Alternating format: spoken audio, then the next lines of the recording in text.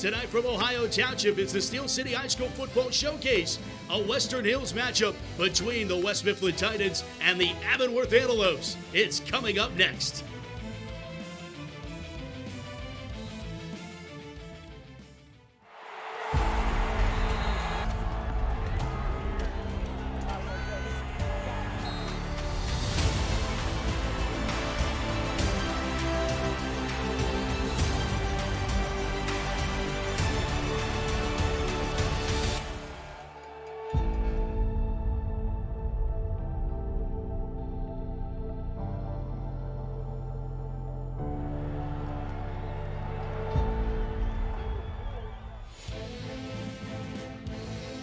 In Ohio Township tonight, high above Lensner Field, getting ready for Avonworth and West Mifflin in the Steel City High School Football Showcase presented by UPMC Sports Medicine.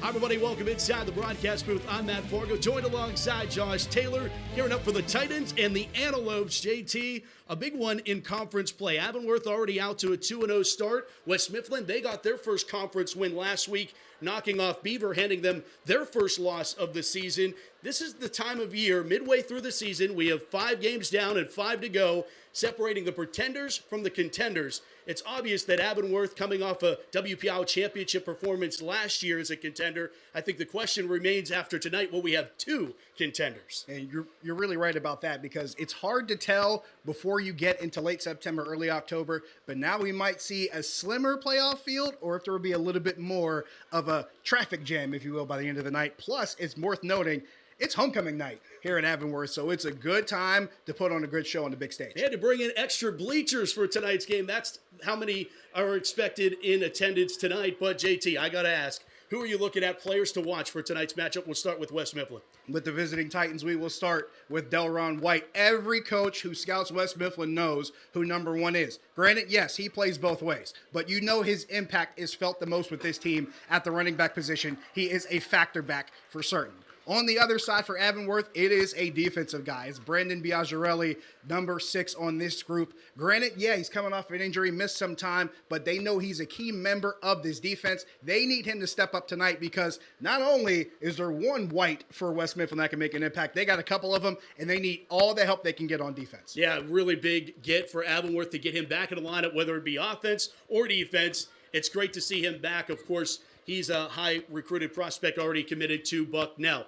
Now time, JT, for the keys to the game, brought to you by Nick Chevrolet. Before you buy, got to give Nick a try. How do you get a win here tonight, JT? Well, let's start with West Mifflin. I think the good way to go about it is double trouble. You got Delron White, you got Delrico White. They can both make plays on both sides of the ball. They're going to be factors in this game. Also, Fleming lets it fly. The quarterback, Joe Fleming, they've had some issues at quarterback here. Seems like they found their guy. Really strong, athletic kid. He can make some plays. For Avonworth, stay aggressive. They have this mindset where they are just intense. They are very, very focused on getting back to that championship game. They got to keep doing that. On top of that, lean on experience. They've got some strong seniors and veteran guys who have had that taste of playoff experience and that championship opportunity. They're going to lean on that and try to take it all the way back to the championship round this season. Avonworth is one of 11 teams in all of the WPIAL, all classifications, to still have an unblemished record coming into tonight. Will it stay unblemished? Well, we answer that question when we come back. It's time to get ready. It's the Steel City High School Football Showcase presented by UPMC Sports Medicine. Lopes, Titans, coming up next.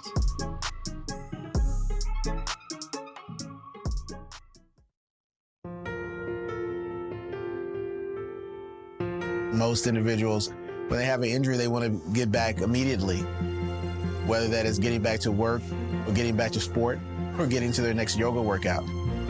We really want to give them pain-free function and mobility as best we can for the extent of their lives, so they can be active, so they can enjoy being with their loved ones.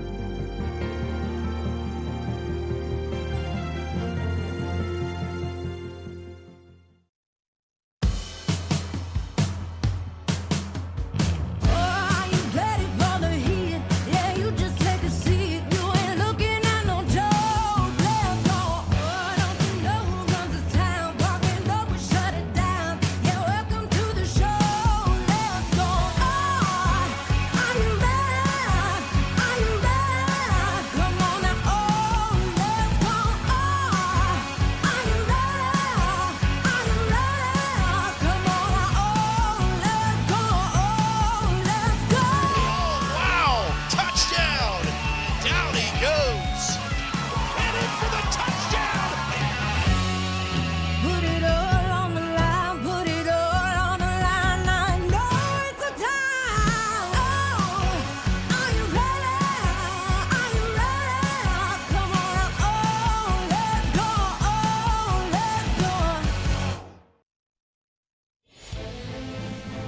thanks to the Vindies for once again welcome you inside another edition of the Steel City High School Football Showcase presented by UPMC Sports Medicine.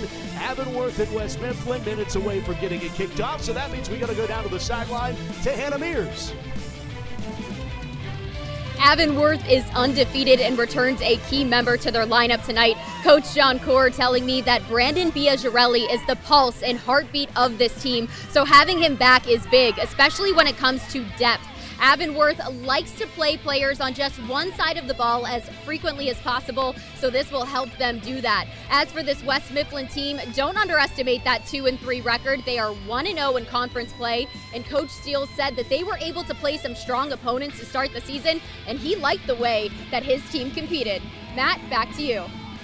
Thanks, Hannah. Appreciate it as Avonworth has this one teed up. It's Stuart McAdams kicking for the Lopes, who will send it the way of the Titans as we go into the second half of the WPIL 2023 season tonight on the showcase, fielded by one of the upmen shy of the 20-yard line and across the 25. Good special teams tackle there. Avonworth, Jackson Vogt on the tackle for the Lopes. And now we get our first look at the West Mifflin offense, and with what Delron White did last week, Josh, have to figure it's going to be a steady dose of number one in blue and gold. You have to imagine West Mifflin's going to want to get to the ground game early in a game like this, especially when that is your strong suit. We all know when you lean on your run game and you have success doing that early, it opens up other opportunities for your offense, so it's definitely important for them to get him into a rhythm.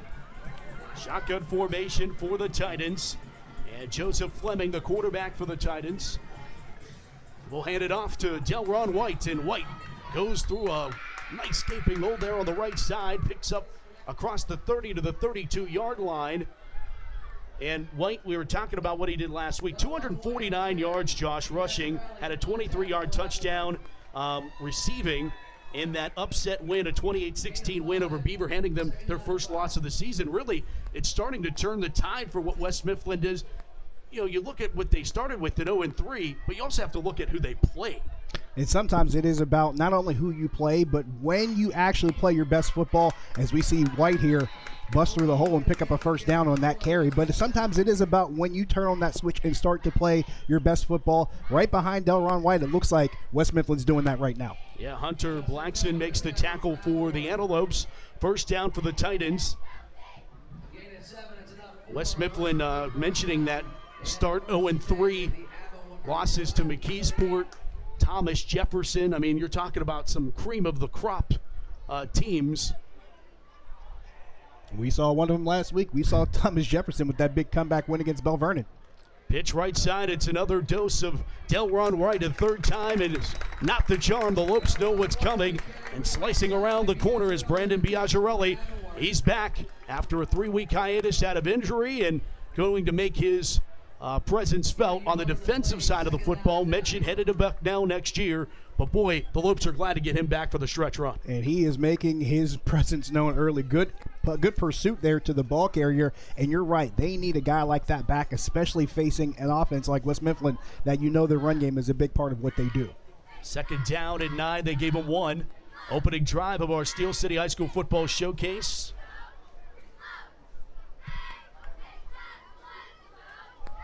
Handed off the left side, and not much doing as they will get a push forward from the offensive line of Avonworth. Is going to move this up a couple more, but it will bring up third down, as this time getting the carry on the football was Armin Hill, the freshman.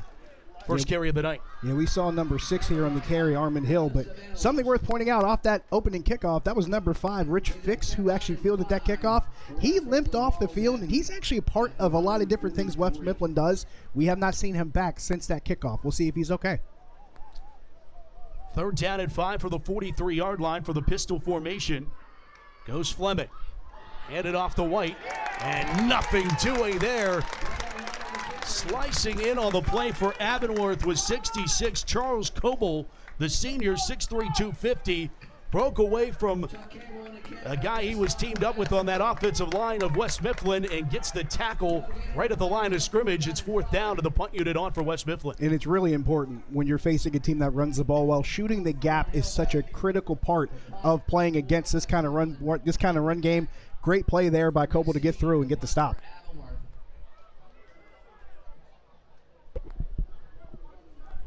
Fourth down, punt unit on. And punt is away from the right foot of Armin Hill. Rolling at the 30 and scooped up there. Biagirelli scoops it up and returns it across the 40-yard line. And when we come back, it will be the Avonworth offense back out of the field for the first time tonight. Avonworth and West Mifflin, the Steel City Showcase presented by UPMC Sports Medicine. Back after this. Around here in the fall, harvest moons, cool, crisp evenings, and on Friday nights, legends come alive in Pittsburgh. WPIAL High School Football. Allegiant Community Federal Credit Union is a proud sponsor of the Steel City Game of the Week. Allegiant salutes the players, the fans, the cheerleaders, and the parents. Allegiant Community Federal Credit Union. 5 locations and a sponsor of this WPIAL High School Football broadcast. This awesome gift is from my grandma. I use free pay policy from GB Life. What does it do? It accumulates cash value, helps protect my future insurability, and it may even earn dividends. What's so great about that? My policy will grow with me. Plus, I get access to the GB Life Youth Leaders Program, scholarships, and more. Oh. You might be interested in a GB Life annuity. You're probably thinking about retiring soon, right, Mrs. Jones? Why call 2 men in a truck? If you're like Joe, you need to move your business without moving a single meeting. The word stop isn't in your vocabulary. You want it handled with no hitches, no glitches, and no sweat. That's why you call 2 men in a truck. 2 men in a truck. Panera's You Pick 2 means when part of you wants crispy, crunchy, fresh, and part of you wants melty, smoky, peppery. Both U's win big. You pick 2 and get more. Cater your next event with Panera. Welcome back. Tonight's community sponsor is brought to you by Urban Trail Coffee Co. It's Pittsburgh's premier mobile coffee experience and has been proudly serving the Pittsburgh area for the last 4 years. They provide a full mobile coffee experience and serve from 2 fully restored horse trailers, each providing a different experience tailored to perfectly for your event's vibe. Urban Trail Coffee Co. will add a unique element of warmth and charm to any location or event while serving up the highest quality coffee around, using different styles of pricing to suit various needs. Their charm will certainly stand out to a crowd. Visit them online at urbantrailcoffee.com for more information on how to book them for your next event today.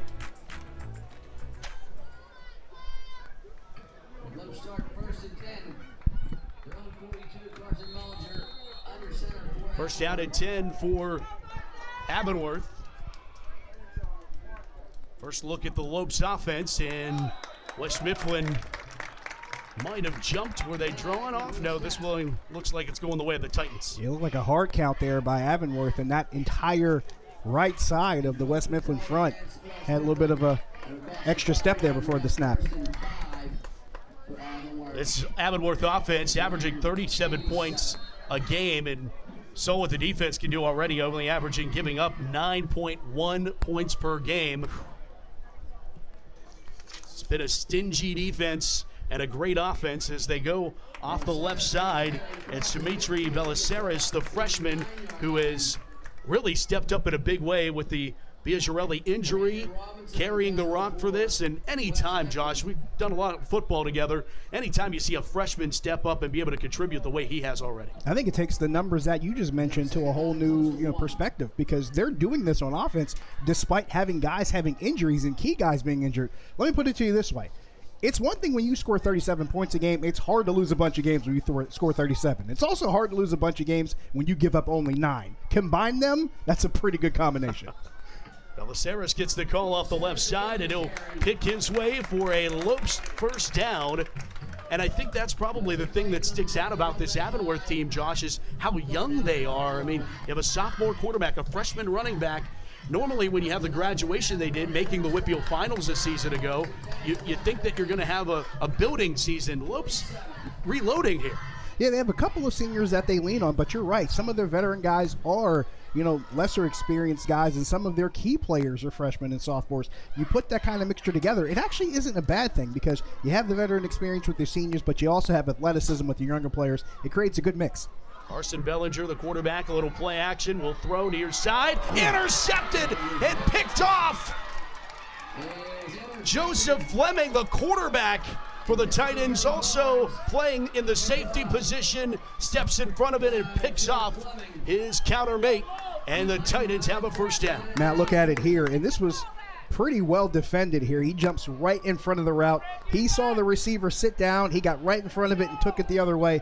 Big play on defense for West Mifflin to stall out that drive, and that's a good place to start as far as field position for the Titans on their own 40-yard line. Mentioned the sophomore quarterback for Avonworth, just his third interception of the season, had 14 touchdowns coming into tonight. So not something that happens often for the Avonworth offense. It will be a first down and 10 for the Titans at the 40-yard line. They'll go full house backfield. Little old school formation. Flag comes flying in as they hand it off the right side. Not much doing, and we'll check the penalty. Yeah, that came from behind the formation, so that's usually not good news for the offense, but we'll see what the call is. Illegal shift. And that's not how you want to start a drive, especially coming off a turnover when you have favorable field position. The last thing you want to do is move backward, so now you got to try to overcome this.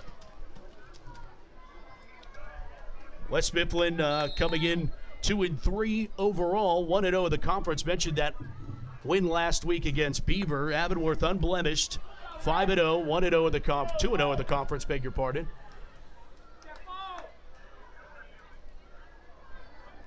Western Hills Conference matchup here tonight on the showcase.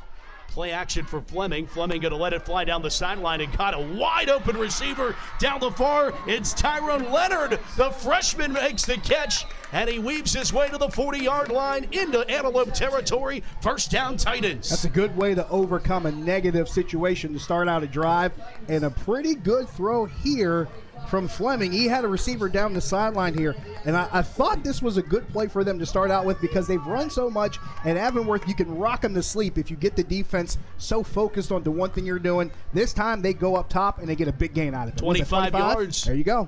First down and 10, Titans. Joseph Fleming back into the belly of Delron White, and White down the far sideline. Delron, touchdown, Titans. 40 yards on the run by Delron White for the touchdown for West Mifflin. Matt, we already know Delron White's capable of doing that under the normal circumstances, but when you get a big play in the passing game, it opens up space in the run game, and that's exactly what you saw. Delron White had space off that right side. All he did was take that hole, take that lane, and ride it 40 yards all the way to the house. Great one. Great job by the offensive line. Titans draw first blood in this one. Jason Martin, the junior kicker. Snap, hold, kick. It all works. West Mifflin, a 60-yard drive, JT, to get the 7-0 lead early in this one as we take a look at that Western Conference now, the standings and where everything sits. The Lopes sit at the top of it. And West Mifflin, of course, right at the heels of Seton LaSalle. You see the Rebels, they're only lost to one of the powers in single A this year, Cornell. Seton LaSalle had a big one earlier in the season as well, so over Steel Valley. So this Western Hills Conference has a handful of teams that I think are making some noise early in the season, but we talked about it at the top of the broadcast, who will still be standing when we get toward those November days. Let's go down to the sidelines and Hannah Mears. Yeah, guys, you saw Delron White get in the end zone. Well, that might not be the end of him tonight. I asked Coach Steele what impresses you most about him. He said he's an impact guy, but he gets stronger as the game goes on. He's not just strong on the field, he's also strong in the weight room. The guy can bench 350 pounds. Josh, are you putting up those numbers lately? You couldn't even combine my best numbers to put that together, honestly. I'm not even going to lie about it. That's incredible. Absolutely incredible. It is.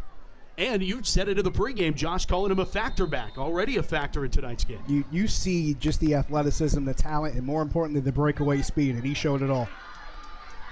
Return is Andrew Cuban for Avonworth, going to try to reverse field here. He doesn't have anybody to this near side and had to bail out at the 20-yard line. Didn't have the wall set up to the near side boundary, but Cuban trying to make something happen. Avonworth offense back out on the field. Yeah, I thought a big play here, Matt. I didn't mean to cut you off there. But Delrico White, let's get to the other White brother. He comes across the field here ready to seal off that side. So there was really no way to get toward the sideline. Cuban had to cut it back, and that prevented a huge kick return. Coach Sean Core has mentioned time and time again about the respect factor, about how they're 5-0. They don't get the respect and love that some of the other undefeated teams do, but eyebrows were raised when Avonworth beat Central Valley earlier this year here at Avonworth. That is not a cheap win by any stretch of the imagination in any year. Ever. First down and 10, the Lopes go back to work, and they go back to the ground. Carrying off the right side is Nico Neal. The 5'10 junior carries it across the 25 to the 26-yard line. Yeah, Nico Neal is a big guy to bring down, 5'10", 225, and that's countering the fact that West Mifflin has a pair of 5'9", 220 guys as well. So both of these teams on defense are going to have to lay the wood because they got some big bodies to bring down. Second down and 6. Bellinger here to the near sideline. So they got trips out to the far side. Fake the handoff, set up the screen pass to the far side, and it's Cuban picking up a first down, slicing through across the 35 to the 36 and a Lope first down. Give Carson Bellinger credit. He pretty much pulled this right out of Nico Neal's gut and got it out there to the left side. Good throw there, and also good catch, good run after the catch to get some extra yards there and move the chains. Talking about that Central Valley win a couple weeks ago for Avonworth. Central Valley had won 52 of their last 56 coming into that game. So that's how stingy it is to get a win over Mark Lyons. That's a heavyweight as far as heavyweights go in this area, and they're like that every year, Matt. They give it off the left side. It's Nico Neal again, and Neal's churning his legs for a pickup of 8 on first down to the 45-yard line. Well, we're talking about heavyweights. He came through this hole like one because he shed a couple blocks here and took maybe a guy or two with him. They get a big chunk of yardage on first down. Big win for that offensive line. Cobbs trips him up for West Mifflin on a second down and 2.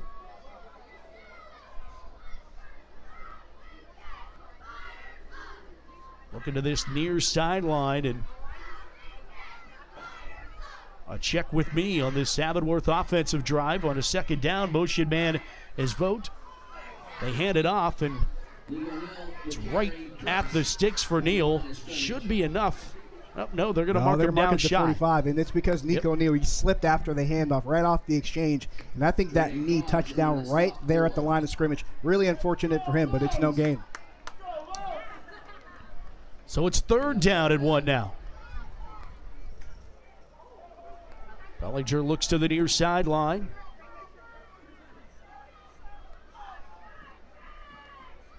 And looks again. Play clock down to 10 seconds now, so plenty of time. A carry for a first down.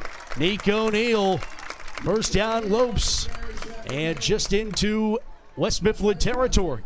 Yeah, he removed all doubt this time around. When Nico Neal stays on his feet, he gets chunks of yardage. He's been doing that already in a handful of carries. He does it again, and he gets another first down. Brendan Walker makes the tackle for West Mifflin. First and 10, Avonworth.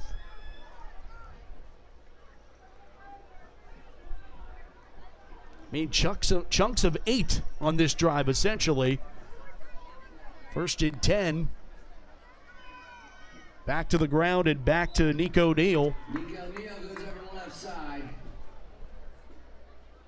Neal came in averaging 8 yards a carry, and that seems to be spot on. Of course, not in that case as he picks up about 2. It's tracked for the most part so far in this game. And the great thing about that is when you can get yards like that frequently, it's going to put you in better position to not only have third and short situations, but to move the chains more frequently. It sustains drives. It wears defenses down, and it puts you in good position to score frequently.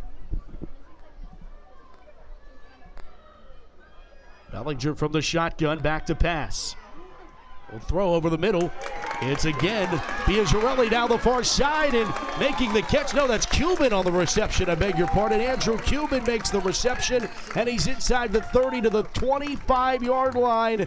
First down, Avonworth, and they chip away, and then they get the big play. And for Andrew Cuban, it's been pretty simple. Just catch and run. But they're finding him in space with the ball, and he's able to get all that yak added on to where he is, and that field position adds up, and now they've worked themselves near the red zone. 23 yards of the pass and catch to Cuban.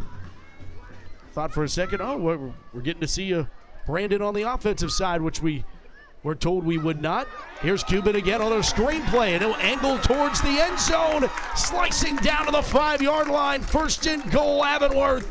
Back-to-back big catches and some yak for Andrew Cuban. I love what Avonworth is doing with this play call sequencing. They know they're having success with the run game, but the short passing game has been working for them too. And if it sounds nice, might as well make it twice. Why not back-to-back plays for Cuban to get some more yardage? Showing off the Robin skills there, man. You got to drop some bars later. Every once in a while, you got to get a good little, good it's reference the author coming out on you for the Gen X crowd. That's all I'm saying. Motion out of the slot. It's Vogt. Nico Neal's into the end zone. Touchdown, Avonworth.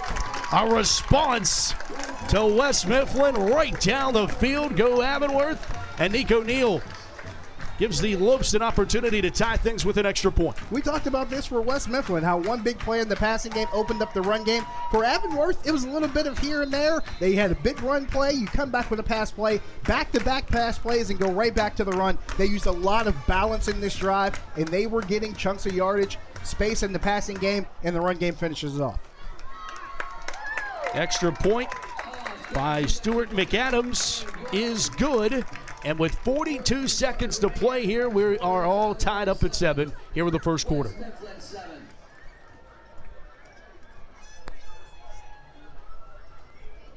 $79-yard drive for Avonworth. Punching it in and tying things here at 7 apiece.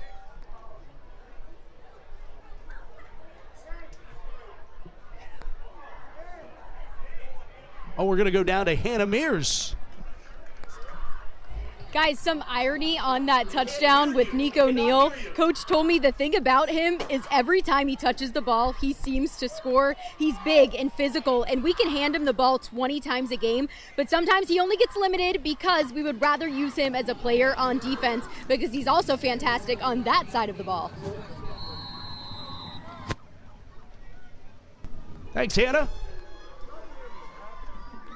Kick is away and bobbled at the 15-yard line, then picked back up. And not much doing there, just shy of the 20.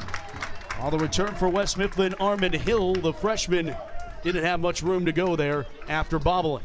Yeah, and Evan Lutzenheiser made sure he didn't have much space to work with. He just put them right down on the turf to make sure he didn't go any further. Good job by Avonworth's kick coverage there.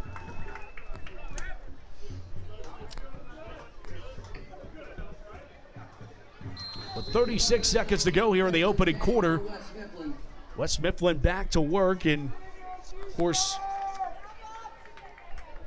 Ron Steele leading the Titans in his 4th season. The head coach of the Titans, his son, Nico Steele, headed to Bowling Green on the offensive line. Talk more about him throughout the broadcast as they give it right back to Delron Wright, and why not? More Delron. Yeah, to your point about Rico Steele, he joins just another one of those great players throughout this region who have that opportunity at the collegiate level to play in the MAC conference. There are many MAC teams you look up and down, and those rosters have a bunch of kids from Western PA. And we're not just talking about recently. We're talking about over the decades here, Matt. Yeah, and Rico said that he kind of reinvented himself over the offseason, trying to get faster, working on footwork and those types of things, and it's going to pay off. It's certainly going to pay off at the next level. One quarter in the books, and both teams have exchanged punches, tied at 7. It's the Steel City High School Football Showcase. We come back for quarter number 2 to Avonworth, right here on the Steel City High School Football Showcase, presented by UPMC Sports Medicine on KDKA+. Are you an aspiring entrepreneur, a dreamer with a passion for success? With Koza Law Group, your journey starts now. Whether you're dreaming of a small startup or envisioning a global empire, we're here to guide you every step of the way. Starting a business shouldn't be scary. It's about embracing the spirit of innovation, taking calculated risks, and believing in your potential to make a difference. We are more than just legal advisors. We are redefining legal services. Contact us today to experience the Koza Law difference. Here at Lopes, we have a pretty vast array of customizable promotional products, from pens, signs, mugs, water bottles, really anything you can think of. Some of the main services we provide here are screen printing, embroidery, and promotional products. What really sets us apart from our competitors is our on-staff design crew and our customer service. We can really help take your branding and marketing to a new level. The main thing you can expect from us here at Lopes is quick turnaround times and a really high quality product. I can show you the good now, but you're not going to understand how good it is until you know where I came from. Teen mom, dropped out of high school. I came across UPMC's Pathways to Work program, and my life changed 100%. I didn't know that I had these skills. UPMC brought it out of me. And now it's like the light just kind of starts shining. I'm Andy Sheehan. I'm the lead investigator with KDKA Investigates. I live in Pittsburgh. I've raised my kids here. For decades now, I've worked trying to uncover wrongs. We looked at the quality of water here, and we found dangerous levels of lead in the water. We dug further. The city's water authority took action, and today they have replaced more than half of the lead service lines throughout the entire city of Pittsburgh. We uncover a problem, we get answers, positive change for you and your family.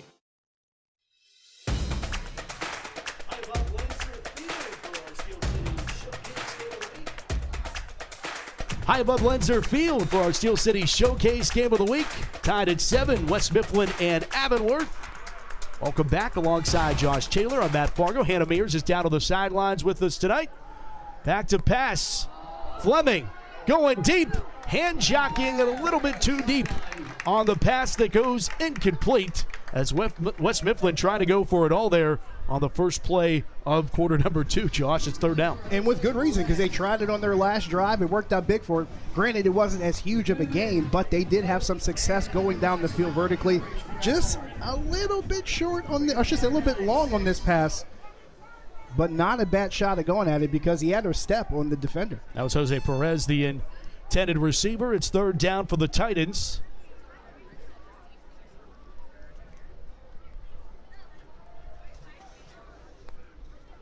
Fleming going to go under center. Fleming, a transfer for Pittsburgh Central Catholic. Came back over to the home school district. Play action. Fleming looks, dumps off the top of the helmet, incomplete. Braden Walker, the intended receiver. And that was right in Braden Walker's direction. It was a good read by Fleming. He got the ball to him pretty well, and he was open. All he had to do was secure it and turn upfield, but the securing part was the part that did not happen. And that's the important part in that exchange, and it's a missed opportunity. And now the punt team's on for West Mifflin. 4th down, punt unit is out for West Mifflin.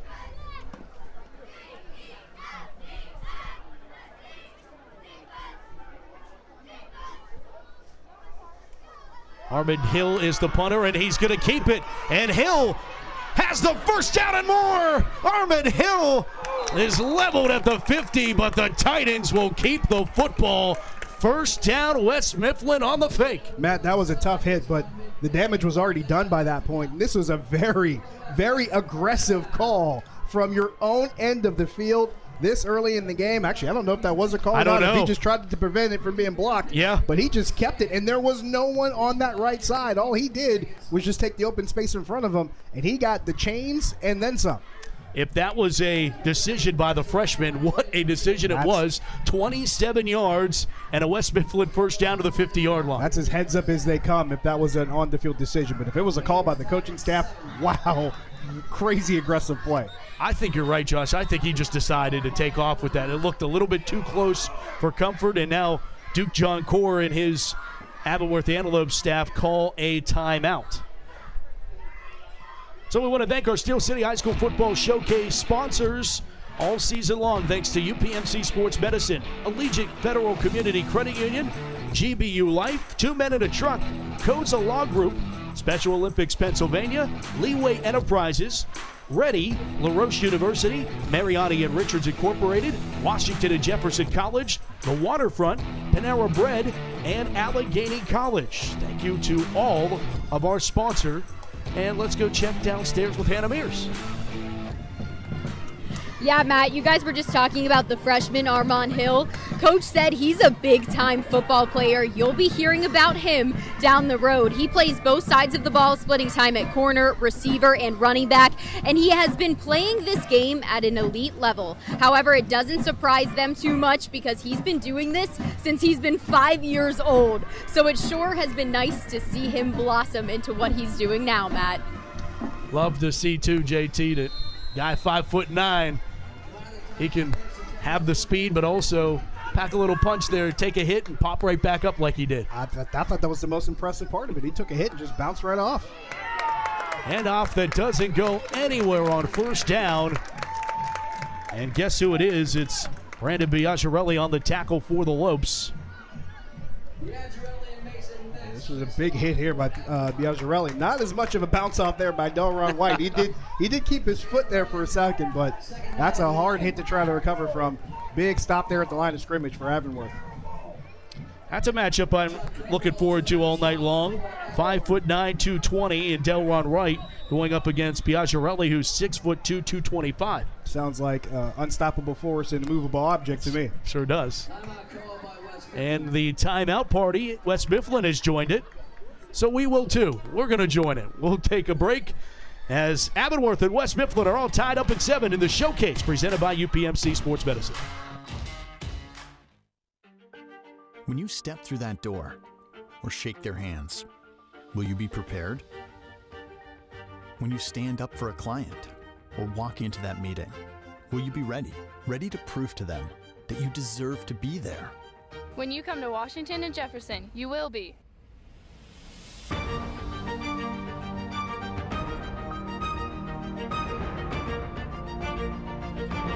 Washington and Jefferson College. Are you ready? Panera's You Pick 2 means when part of you wants crispy, crunchy, fresh, and part of you wants melty, smoky, peppery. Both U's win big. You pick 2 and get more. Cater your next event with Panera.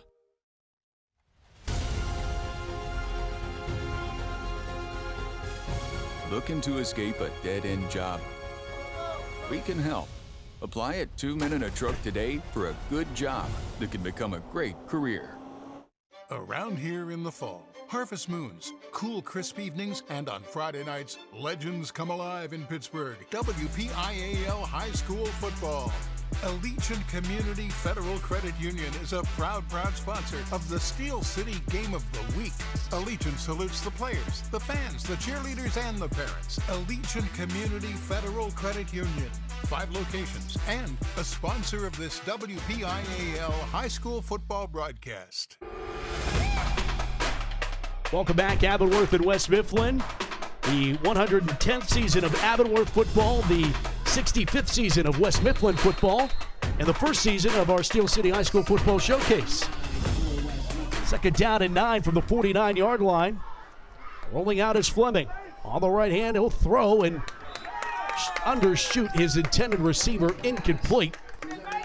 Sliding down to try to catch that one off the turf is Jose Perez. It goes incomplete. And what I think Fleming was trying to do, Matt, he was trying to keep it to the point where only Perez could get to that ball because he had a defender right behind him. So you want to place it where the defender can't try to bring it the other way because remember, there was an interception on their first drive of the game. You don't want to have that happen a second time. So I admire the placement, just didn't get there with enough space.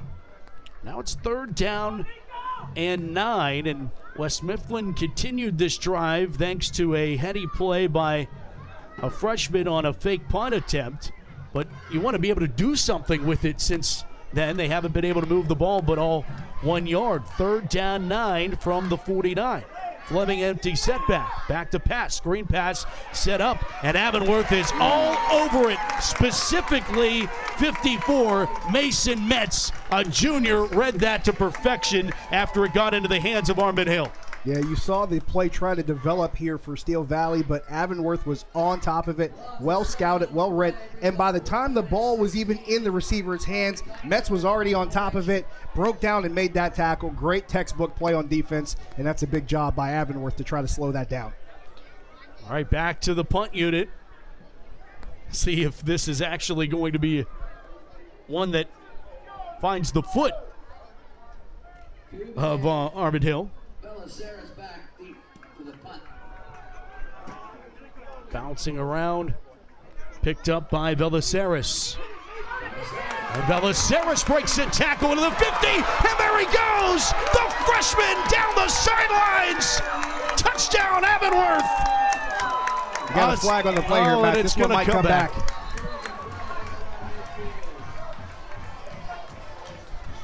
There was one big part of this play, Matt, where you saw the difference in this return. It wasn't the first couple of moves that he made.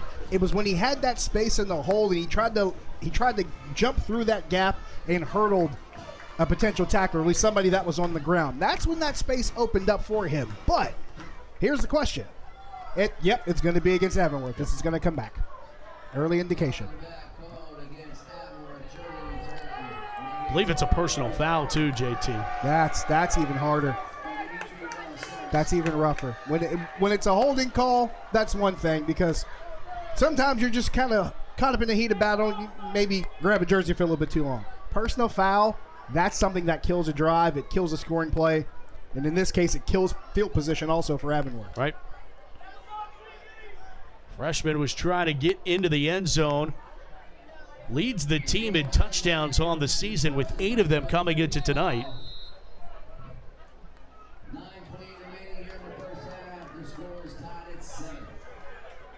All right, so after the penalty, it's a 1st down and 10 for the 45-yard line for Avonworth. Bellinger with 3 wide, back to pass. Goes to the near sideline and overshoots Andrew Cuban. Overcooked that one incomplete. And, man, I like the thought process here, because, Cuban one-on-one on the outside. He had to step on the receiver. He stacked the route to the outside, so he's out in front. And he's to the point where only he can get to this ball, just a little bit too much on it. There you see it here. He's got him stacked. He's near the sideline, just a little bit out of his reach. And you're testing Hill, the freshman. Exactly. You got a senior going up against a freshman in that. And that's something that's never going to change.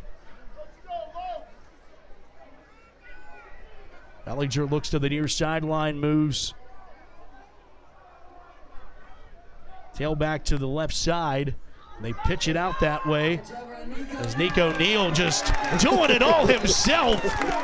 The truck stick option for Nico Neal on a 1st down to the 42. Last time I heard of a guy that carried a couple Titans, his name was Hercules. Classic students know what I'm talking about. But watch this here, Matt, off of this pitch. Getting it over to Nico Neal, breaks 1 tackle here, carries another tackler, pushing along in the 3rd. It takes 4 or 5 defenders to get him down to the ground. That's an impressive run. You got a Tyler Perry Hercules in you?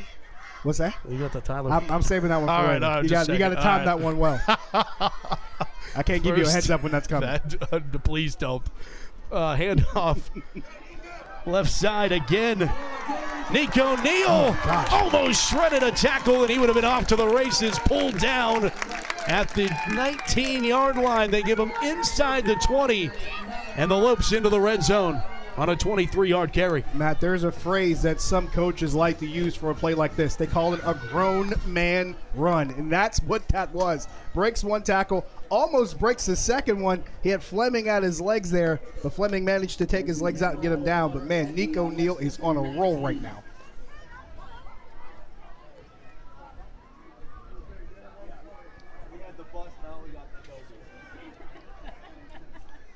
First down and 10 from the 19. Bellinger going to keep weaving his way and able to find his way inside the 15 to the 14-yard line. Nicely done to pick up a couple there, and as that play didn't look good from the get-go, and he made something of it. He really made the most out of that, Matt. They ran that speed option to the left side. That's when we saw Nico Neal carry a couple defenders with him. This time they went speed option to the right, but he didn't have the toss. He had to hang on to it. Looked like for a second he might lose it, had the ball kind of hanging out there, but he did manage to hold on to it and get a good gain. Sidesteps Amanda's Neal. Nico Neal just carrying defenders inside the 5-yard line. And this is 17 show right now.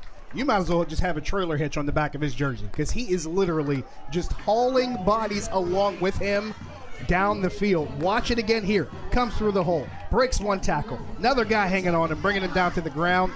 He is just leaving a trail in his wake right now.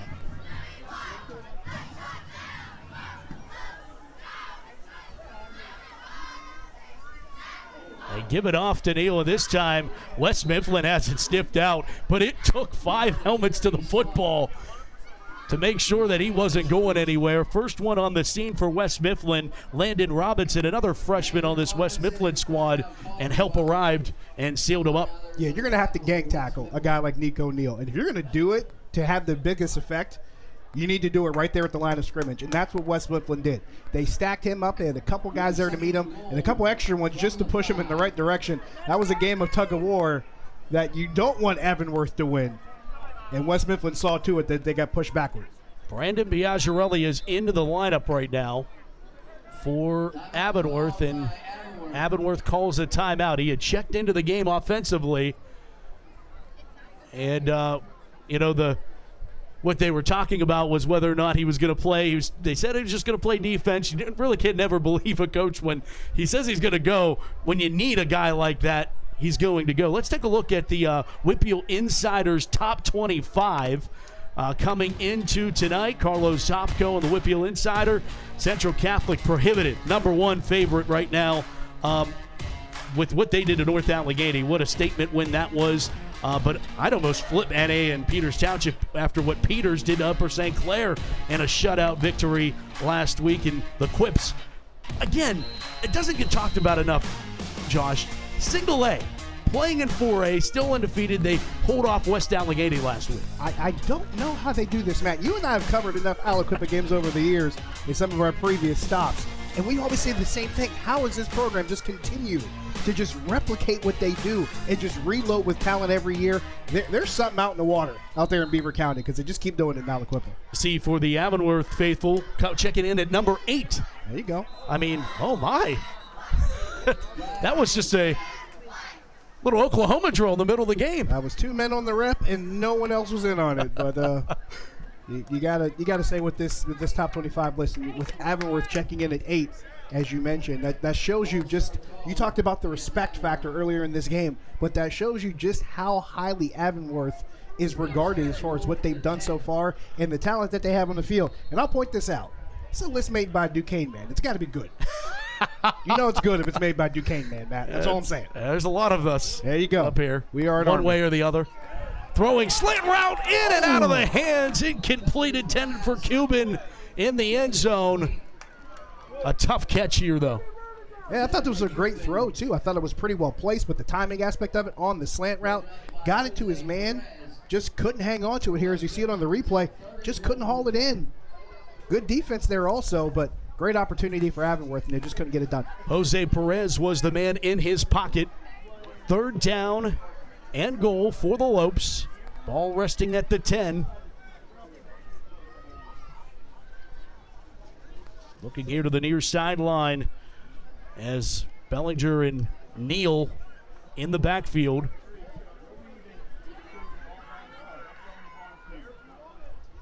They give it off to Neal, and West Mifflin does a great job wrapping up here as Darnell Carswell, a sophomore, makes the tackle for the Titans, and a big tackle to make it 4th down. Yeah, good job by West Mifflin's defense here. It's one thing when you're able to try to make plays in the open field, but it's another thing when you can stop those plays at the line of scrimmage before they happen. They've done that twice now inside the 10-yard line, and that's one of the big reasons why Avonworth's on the field with the kicking team here.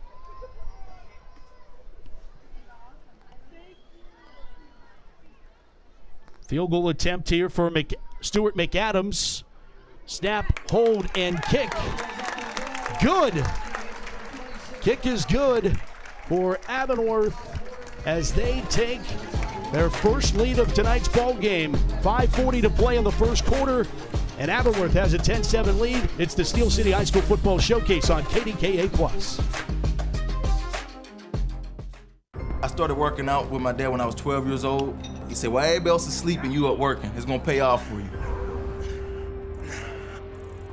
Biggest decisions I ever had to make my junior year. I had my daughter at the time, so, I'm like, I gotta provide. I had the opportunity to leave early. I had to make a decision. Was I gonna leave or was I gonna come back to college for an extra year? I'm about to cry talking about this shit. Once I made that decision to come back, my mindset wasn't just to be good, it was to be great.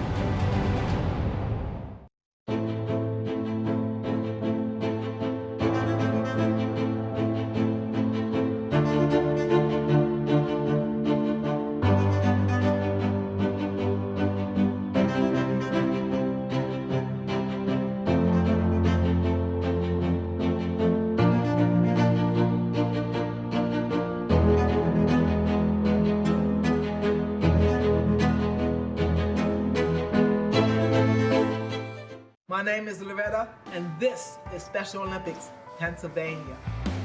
Special Olympics Pennsylvania is competition.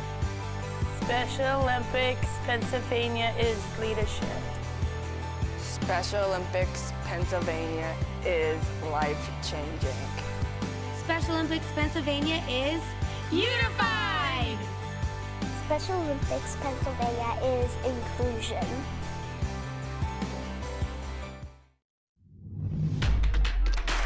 Welcome back to Leinster Field in Avonworth, where the Lopes put through a field goal, and that is Aiden Olskowski, the senior, wearing 19 tonight, or wearing 9 tonight and not 19. Got to give credit to the senior kicker and punter for the Lopes, who put that one through the poles and has a 10-7 advantage for the Lopes now. Special teams being critical in this game so far, JT, both sides of it. Yeah, having that kickoff return brought back, but still getting points out of that drive. That was big for Avonworth. There's a return for West Mifflin, and on it was Jose Perez.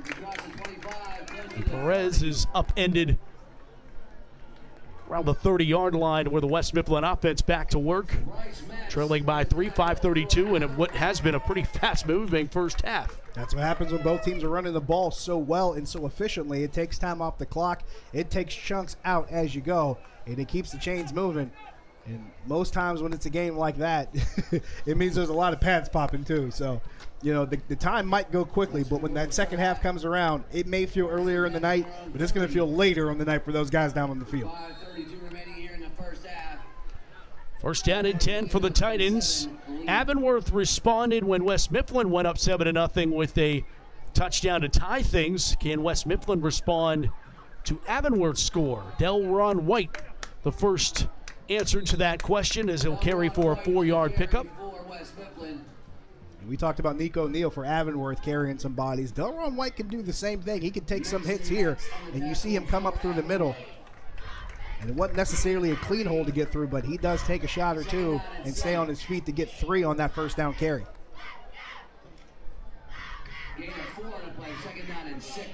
Second down, 6 after the 4-yard pickup. Fleming from the shotgun. Back to White. Not a whole lot there. First one on the scene for Avonworth is Mason Metz. Also cleaning up the play, Hunter Blackson, the senior. Blackson was originally pegged as the starting quarterback, and Coach John Core, wanting guys to play one side or the other, decides to go with the sophomore quarterback and see more of Blackburn in the defensive side of the football. There is a flag down for West Mifflin. It's a face mask called against Avonworth. So they're going to mark some yards off here, and they're going to push closer toward midfield, and that's a big, big help there for West Mifflin. Avonworth doing some work for them and giving them some more real estate to work with. seen it really all season long. Penalties not necessarily hurting you as much as helping the other team. I know that kind of goes hand in hand, but it's extended drives more than I remember in this past season. And I think that's where coaches get the most frustrated by it. Sometimes it's not even about how you mentioned how hurt yourself. Sometimes it just helps the other team. And this, for the yards they got off that face mask, I think they're going to lose something back here, man. Yep. I think West Mifflin was moving back with the procedure penalty.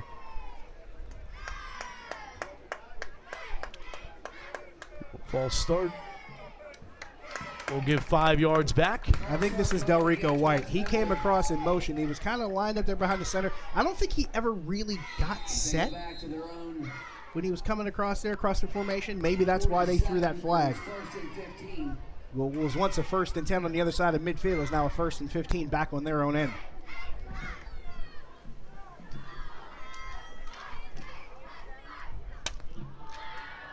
Run right up the gut. Breaking a couple tackles, still going forward. I think we were going to see Delron Wright come out of the other side of that tunnel, but finally pulled down to the 40-yard line, but some just physical running here. Yeah, you saw the gesture he made once he got up. He said he's letting them eat right now. Let the big dog eat. And you see this tackle here. And he just busted right through it. And he busts through another one. And his legs, that's the thing. His legs were still moving that entire time. He's got a defender with one leg wrapped up and the other one is still moving. He is quite a load to bring down. But it's the effort, it's the continual motion, and it's the professional motion forward that makes him hard to tackle. 2nd down and 7 from the Avonworth 45. Back to Delron. He plunges back for another 2 or 3.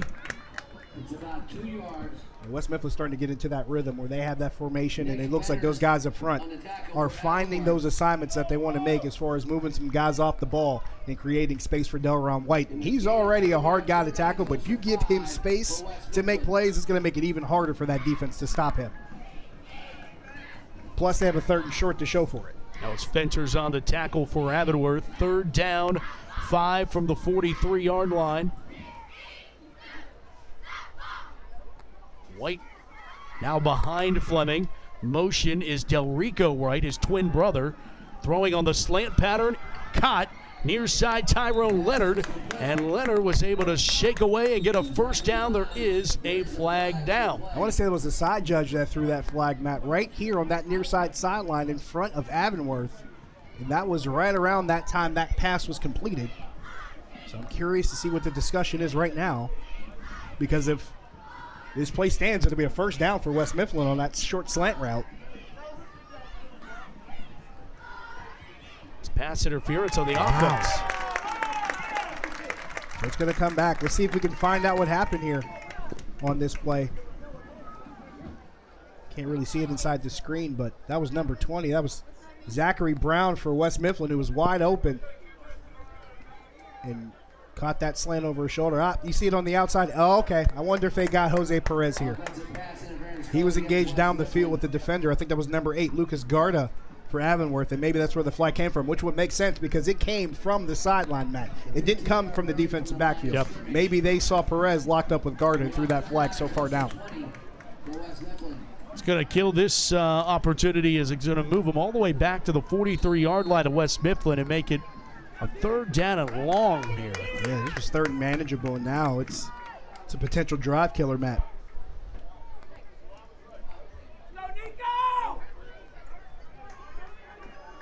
Trying to do the math in my head here. I think it makes it, well, here we go, 3rd and 19. Yep.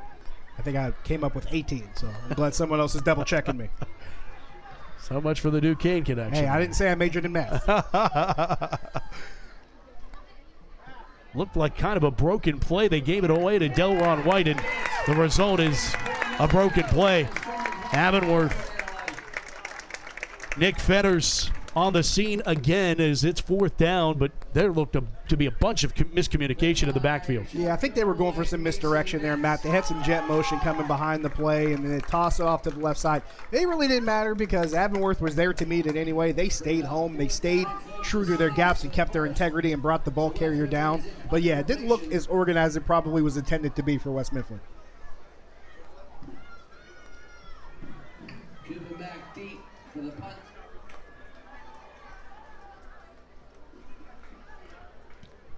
Punt is away from Hill. And it will roll inside the 20-yard line and be touched down at the 18, and we'll go back downstairs to Hannah Mears. Hey guys, as halftime approaches and the bands take the field, look out, because I talked to band director Mr. Guess, and he said Peter Bonnet, number 74 of Avonworth, is actually in the marching band. He plays trumpet, and they know, though, since his presence is very important on the field, and this is a close game, he might not be able to be a part of the performance, but in that case, they'll leave him a legacy Pete hole, they call it, and there will be a spot in his honor out there. He said freshman Dimitri Velisaris also plays the tuba in concert band, so a very musically gifted Avonworth team, as well as a great football team. This is right up your alley, JT. I know you are smiling ear to ear about this. You know I got respect for the musical guys, man. I'm always going to have respect for that. A 6'5", 255-pound trumpet player. That's impressive. Oh, nearly intercepted. Landon Robinson almost had himself a pick, and he would have had open pastures to roam. But instead it goes incomplete. And you hear people talk about passing windows, Matt, and trying to find those windows to throw to. Landon Robinson somehow found himself right in that window, and honestly, I'd say he probably should have had that ball. It hit him in the hands, and he was in the right place at the right time, just couldn't pull it in. Draw play to Velisaris, and he picks up the first down and more. A perfectly scripted play there to the freshman who picks up a fresh set of downs. And then they're going to go no huddle here as the clock stops, or should have stopped momentarily. It was still running for some reason. And now back to pass. Bellinger going down the far sideline and going incomplete as Noah gets the intended receiver on that one.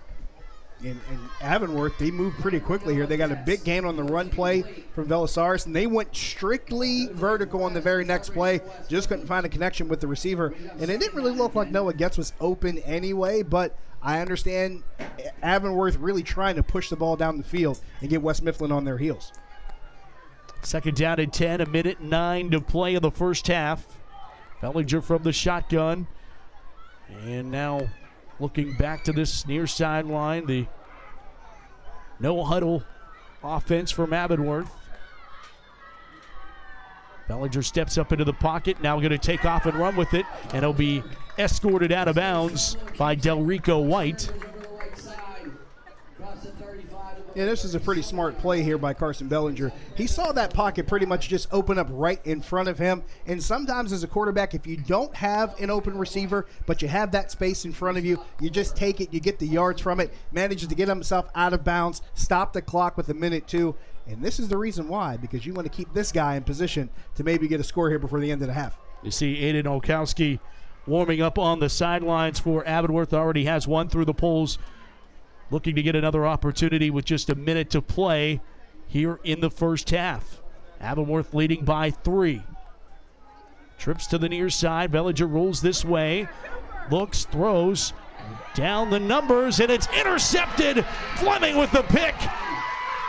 And he's pulled down at the 46-yard line, an INT for West Mifflin, their second of the night. That's Fleming's second of the night. He's made plays in the passing game as a quarterback, and we talked about this earlier because you know what you want to do as a quarterback because you don't want to let DBs make a play. Well, when you are the DB making the play, it makes it all the more sweeter for you. And this ball was hung up for just a little bit too long. He was looking for Andrew Cuban down the field, a little bit too much air on it. Plus, you had 2 defenders down deep there. So all Fleming had to do was step in front of it and bring it back the other way. And that's a big turnover for West Mifflin to stave off Avonworth before the half. Seeming like Joe Fleming is the Swiss Army knife of this West Mifflin tight end team, being able to do so many different things, including playing quarterback and stepping in front of 2 passes so far. Yeah, coming in as a transfer player, he's a guy that's come in and made an impact immediately. Fleming got the snap, and there's a flag, and they're going to call delay of game. West Mifflin. Timeout, West Mifflin. They're going to burn the timeout. They're going to say he got the timeout in before the delay of game. Take a look at West Mifflin. We were talking about how they got here, and it was a gauntlet to begin this season. Losses to McKeesport, they're a sleeper team in 4A. No one's really talking about the Tigers, but they're legit. 35-7 loss there. Then they lost to an undefeated team in Elizabeth Forward. They're doing great. John DeMarco, the new head coach at Elizabeth Forward, has them unblemished. And then, just Bill Chirpek's undefeated Thomas Jefferson Jaguars lost just a 14-point game. They fumbled 5 times in that game, and you still only lost by 14 before getting wins over Ringgold and Beaver. And we talked to Bill Chirpek last week before Thomas Jefferson faced Bell Vernon, and he said it. He goes, they're not going to fumble 5 times every week. He had a lot of respect for this West Mifflin team and how they're put together. He said they're going to be really good as long as they figure things out down the road. He just said that he hoped that they didn't figure it out when they played up. You can figure it out after. He sure did. And you talk about what Rod Steele has done over at West Mifflin, bringing what he did at Steel Valley for so many years. Now in his 4th season here at West Mifflin, and trying to bring that culture back. You made the postseason 2 times. They started 0-3 last year and ended up at a 500 record getting into the postseason. When you walk in the door with a state championship trophy on your resume, that's going to help a lot with your pedigree. How about a sack for the Lopes? I think it was Fenners. It was Fenners. Nicholas Fetters. Nick Fetters. Right through the middle there. Good penetration to the point where Fleming had nowhere else to go. And here's one thing. Pressure off the edge can get quarterbacks a little bit rattled, but they can still try to make adjustments here and there. Pressure up the middle is almost impossible to overcome. And if it's right in the quarterback's face, he can't really always make a play.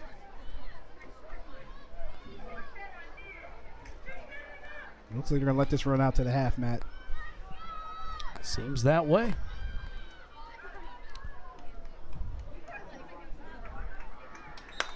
Avonworth going to have a 3-point lead going into the break. 10-7 over West Mifflin. But you knew, Josh, this is going to, according to script, at least from what we think up here, I'd have to imagine, of West Mifflin was not going to lay down in this one. As we will get a chance to talk with head coach Duke John Core. Hannah is downstairs with him. Coach, your team's up by 3 going in at half, but they did have a turnover right at the end of the second quarter.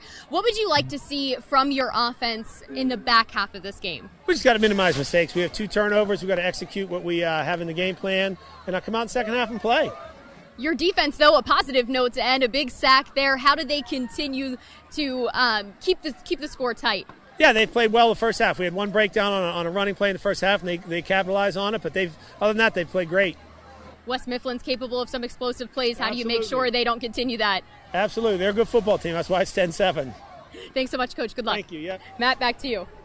Thanks, Hannah, and thanks, Coach John Core, as we're going to the halftime show. When we come back, we have an action-packed halftime show for you. So much between Whitfield Insider highlights and Steeler All-Peer team, and we'll announce the winner of the Fan Choice Vote. You voted. Find out where we are going next week. We will have all of that coming up next. It's halftime at Avonworth. The Lopes lead the Titans 10-7 right here on the Steel City High School Football Showcase, presented by UPMC Sports Medicine on KDKA+.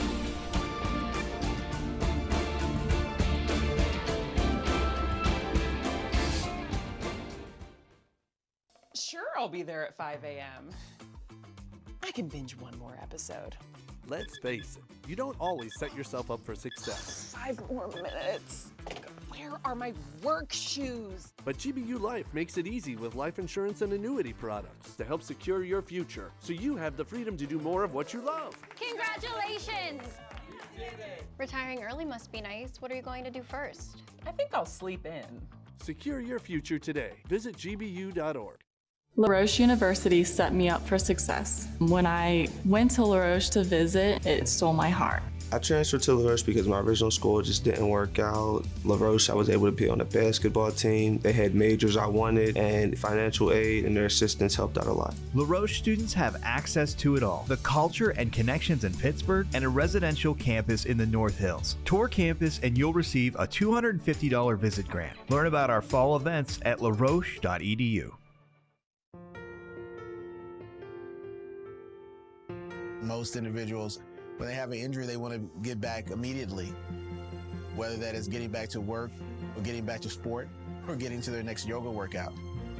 We really want to give them pain-free function and mobility as best we can for the extent of their lives, so they can be active, so they can enjoy being with their loved ones.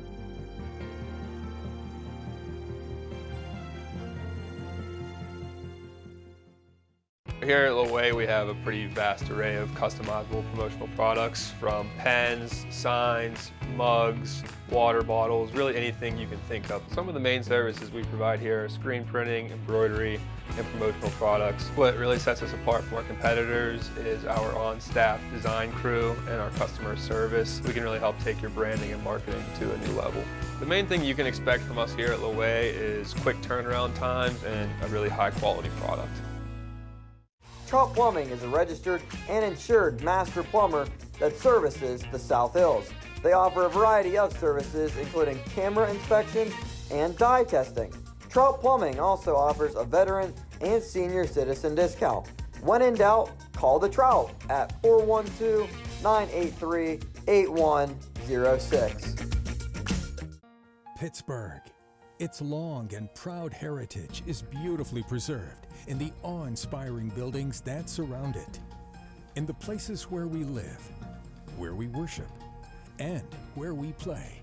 One company has been awarded the challenge of restoring all that great heritage for nearly 75 years. Mariani and Richards, restoring the heritage, preserving the pride. Welcome into the Steel City High School Football Showcase halftime. I'm Hannah Mears. We are at Avonworth, and their home team, the Antelopes, has the advantage at the half. And now I want to take the time to recognize a member of the Steelers all-peer team. Mason Williams of Cannon McMillan High School. Mason is a thoughtful leader with a calm demeanor that drives the team mission of making better men through the game of football. He is a great listener and seeks out players that may be facing challenges to help them work through obstacles. He can be found volunteering at almost every community event, including the food bank, cleaning town parks, and parade days. I love seeing all of these young athletes involved in the community, so congratulations to you, Mason. On top of just being amazing people in the community, we have some stellar athletes on the field every Friday night in the WPIAL. And what better person to give us some insight on the top plays every week than the Whippeal insider himself, Carlo Zofko. Here's your top 10 plays from last Friday.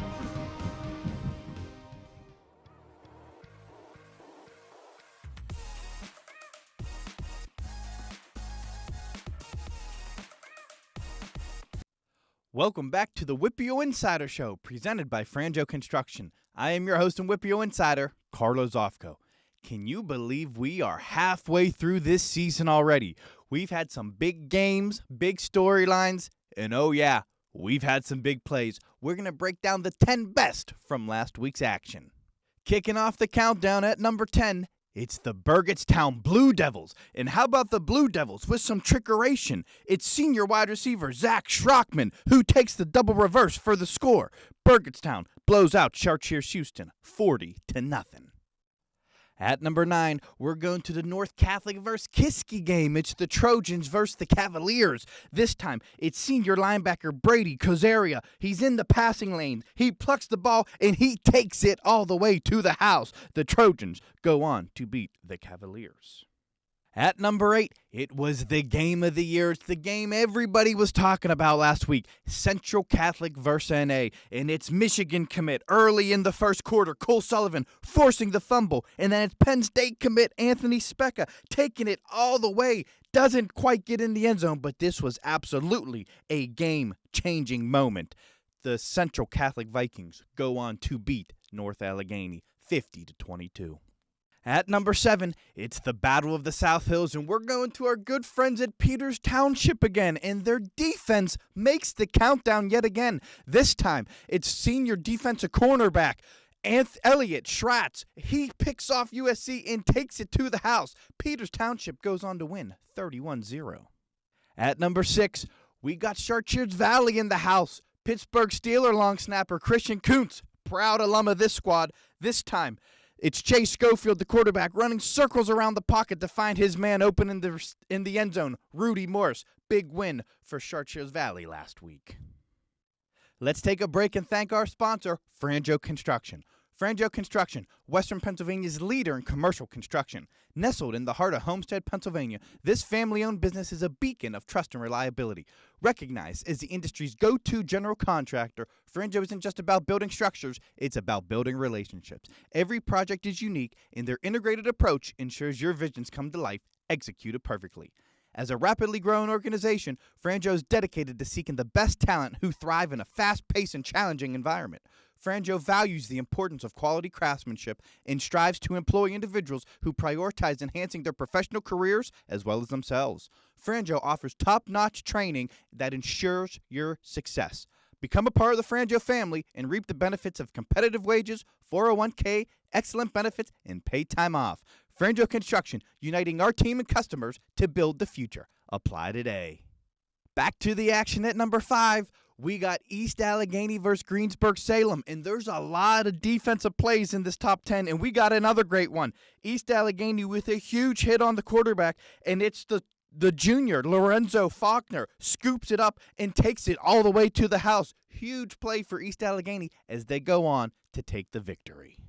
At number 4, it's the Franklin Regional Panthers dominating our good friends, the Shaler Titans, last week. This was an eye-opening score right here, and this has a lot to do with it. Franklin Regional had 2 defensive touchdowns. Junior linebacker Austin Kearns with the huge scoop and score. Later in the fourth quarter, you have the defensive back Elijah Bennett with a huge pick 6, and he finds the end zone. The Panthers were scoring all sorts of ways versus the Titans last week. Franklin Regional goes on to beat Shaler. At number 3, it's the Greater Latrobe Wildcats back again on the action. What a huge win last week versus Laurel Highlands. This time, it's QB John Wetzel. He finds his go-to target, Jatown Williams, who the Stangs just can't seem to get down. The Wildcats go on to dominate Laurel Highlands. Latrobe with quite the team this year. Coming in at number 2, Penn Trafford's going to be making the list, and they have some big-time trickeration up their sleeve. Jake Weisnauer lines up in the slot, but he's going to be throwing the ball. He ends up finding his do-it-all junior Tasso Whipple for the huge touchdown. Penn Trafford goes on to beat Hempfield in this huge matchup. Penn Trafford starting to get it rolling. And at number 1, it was our game of the week last week. You saw it right here live. It's Thomas Jefferson versus Bell Vernon. Luke Costco finds Justin Salmon for the game-winning score, but we're going to let Madden Josh take the call over. Motion Banda out of the backfield. Back to pass. Costco going to let it fly down the near sideline. Salmon is there. Salmon makes the catch, and he's into the end zone. Touchdown, Thomas Jefferson. 49 yards. TJ's first lead of the ball game. A lot of huge plays last week. Not an easy list to make at all. That'll do it for your Whippio Insider Show presented by Franjo Construction. I am your host and Whippio Insider, Carlos Zofko, and I'll be seeing you next week. Hey, thanks so much, Carlo. For more Whippio Insider and all things high school football, make sure you give them a follow on social media. We just heard the beautiful sounds of the West Mifflin Marching Band standing beside me, but that's not all you're going to hear on Football Friday nights. Take a listen to our sights and sounds of the Steel City High School Football Showcase. Thomas Jefferson and Bell Vernon showdown on the beach. But on this beach, there are no vacations. There are no days off. And they better bring their A game tonight on the Showcase.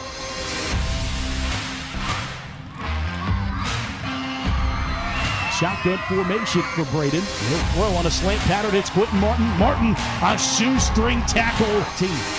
To pass his Locks, has all day to throw. Now here comes some pressure. He'll lob it towards the near side. It's caught by one hand, and in for the touchdown, Anthony Cruz.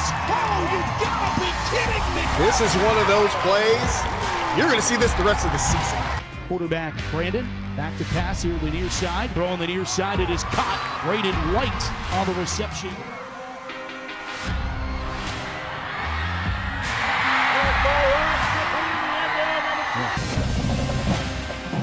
Locks going deep, tested it, and it's intercepted in the end zone. TJ Jason Salmon comes up with the football.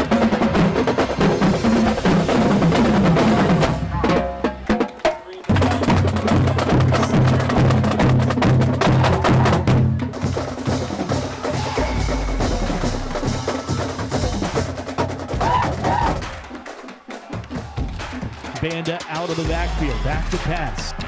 Zofko gonna let it fly down the near sideline. Salmon is there. Salmon makes the catch, and he's into the end zone. Touchdown, Thomas Jefferson, 49 yards. What a catch by Jason Salmon.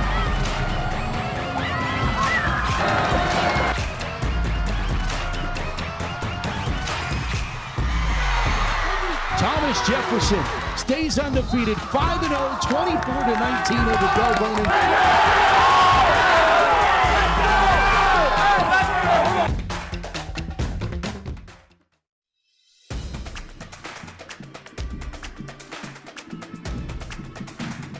Those sights and sounds are always so fun to hear from high school football. For more of those, make sure you follow us on Instagram at Steel City High School Football Showcase.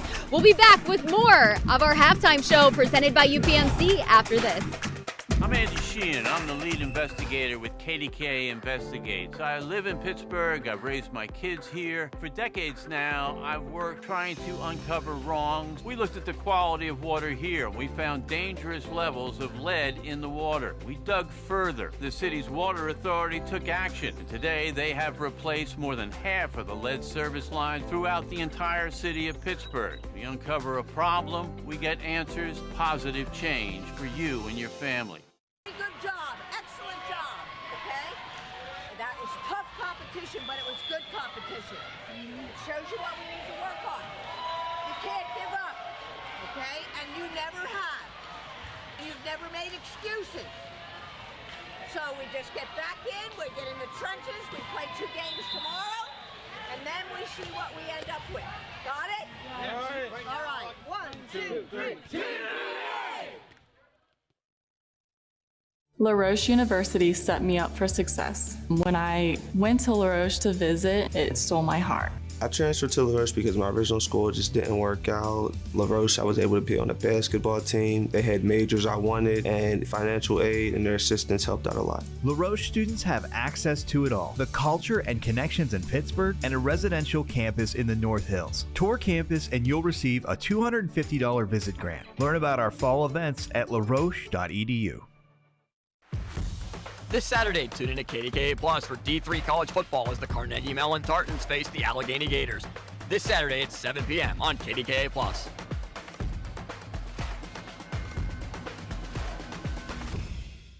You can now get more local news on KDKA Plus. More breaking news. Residents are being asked to stay outside of their house. More community stories. More weather. A couple of funnel clouds were spotted. Weekdays at 12:30 on KDKA Plus. Maya, can you come in here, please? Already. Yeah, Dad, what's up? Is that your brother on the TV? Yeah, that's my brother. It looks like it's tonight's game. But how can that be your brother? I have never missed a single game. We couldn't go tonight. Remember, you broke your foot. Right. Well, I don't know who's putting on this production, but without them, I'd be missing this.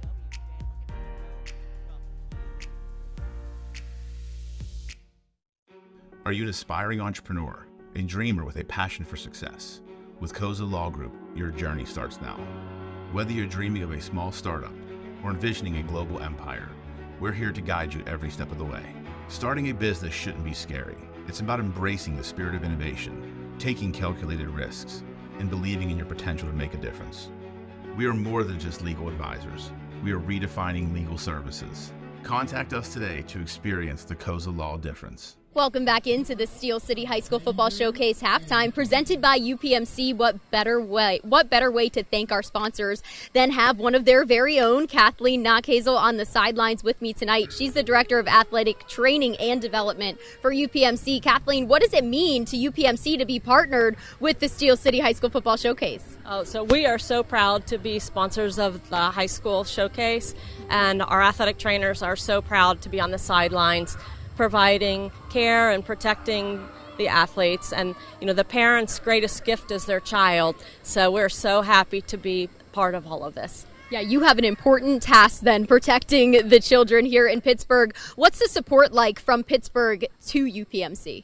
It's the whole, we've been in UPMC Sports Medicine has provided care for over 30 years to middle school, high school, college, and professional athletes and also performing artists.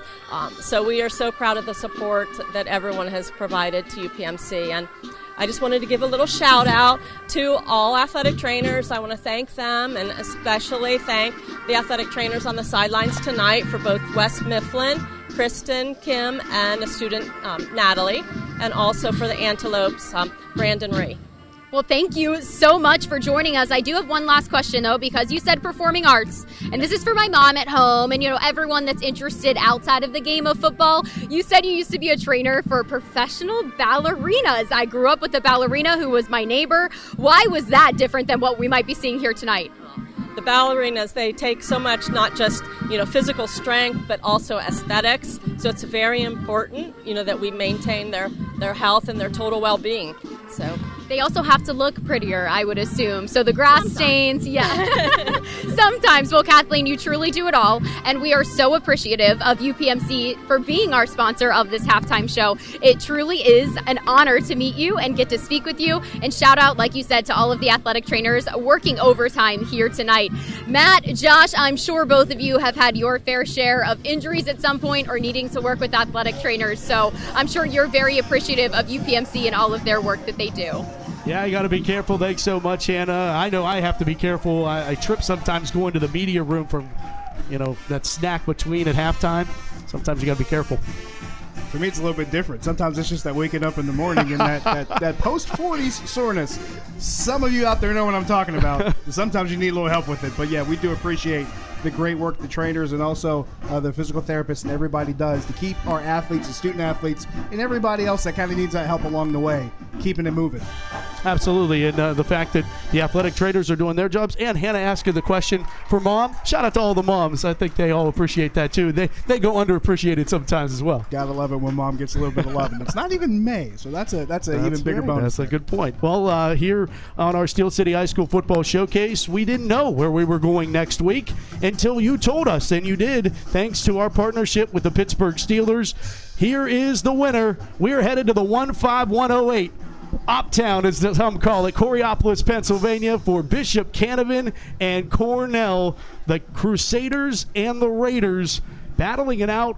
Top teams in Class Single A, or only Single A broadcast of the season, and we will see the Crusaders and Raiders battle it out next Friday night. Really looking forward to this matchup, JT. Right now, coming into tonight, they're both undefeated. Both of these teams are deserving. We can talk about it being our only single-A broadcast of the season, but it's not like these are two teams that were randomly chosen. They match up well. They both had some recent success over the years as far as going into the postseason. Of course, Canavan took a trophy home one year, so that really says a lot for what those two programs have become in just recent memory. Yeah, Canavan coming up short in the finals last year to the Scotties of Union. Let's take a look at the first half statistics. West Mifflin and Avonworth at a 10-7 score. The Lopes have the lead, but some of these stats in favor of the Lopes and some of them disadvantage. I think the thing that stands out to me is the two turnovers, and Coach John Core mentioned it at the halftime break with Hannah. Yeah, the two turnovers for Avonworth have been an issue. They had a kick return called up back on a penalty that could have been a touchdown as well. This could be a much bigger margin of a lead now for Avonworth if not for the mistakes. And those two turnovers both came to the same particular defender to make that play. There's the first one right there with Fleming. He made that interception. We talked about it earlier when you're able to make plays like that, and it resulted in points. And that was Delron White getting the touchdown off of that turnover. So that's the one thing that West Mifflin has been able to capitalize on. But if they're able to get more out of it, it might be a different deal. Nico Neal, what can you say about this guy? Just been tough to tackle. Then there's that extra point there, or that extra margin there for Avonworth, that field goal. And there's that other turnover for West Mifflin. Fleming coming up again. And Joe Fleming has made some great plays on defense. Made a couple on offense, but the defensive plays have kept West Mifflin in this game. Yeah, certainly have. It is 10-7, a battle of the Western Conference. Both of these teams undefeated in conference. One will leave tonight with the blemish. When we come back, we'll answer it. It's the Steel City High School Football Showcase. Third quarter action coming back at you live from Avonworth right here on KDKA+.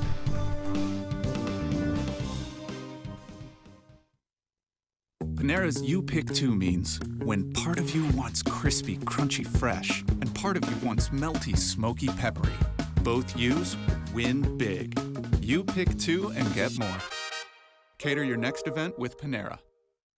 Fall is in the air at Pittsburgh's premier outdoor shopping, dining, and play destination, the Waterfront. Find fall weather gear at retailers like Old Navy, DSW, and Rally House. Dine at family-friendly restaurants like Primanti Brothers, Shorty's Tap and Taco, and more. Experience indoor playtime at Dave & Buster's, Urban Air, and more. Speaking of play, the Waterfront is a proud sponsor of this Steel City High School football broadcast and happy to support WPIAL football across our region. Visit us at waterfrontpgh.com for more information. Trout Plumbing is a registered and insured master plumber that services the South Hills. They offer a variety of services including camera inspections and dye testing. Trout Plumbing also offers a veteran and senior citizen discount. When in doubt, call the Trout at 412-983-8106. I can show you the good now, but you're not going to understand how good it is until you know where I came from. Teen mom, dropped out of high school. I came across UPMC's Pathways to Work program, and my life changed 100%. I didn't know that I had these skills. UPMC brought it out of me. And now it's like the light just kind of starts shining. The fans voted, and this week on the Steel City High School Football Showcase presented by UPMC Sports Medicine, we'll feature the Bishop Canevin Crusaders battling the Cornell Raiders in our Fan Votes broadcast. Friday night at 7 on KDKA+. Are you ready?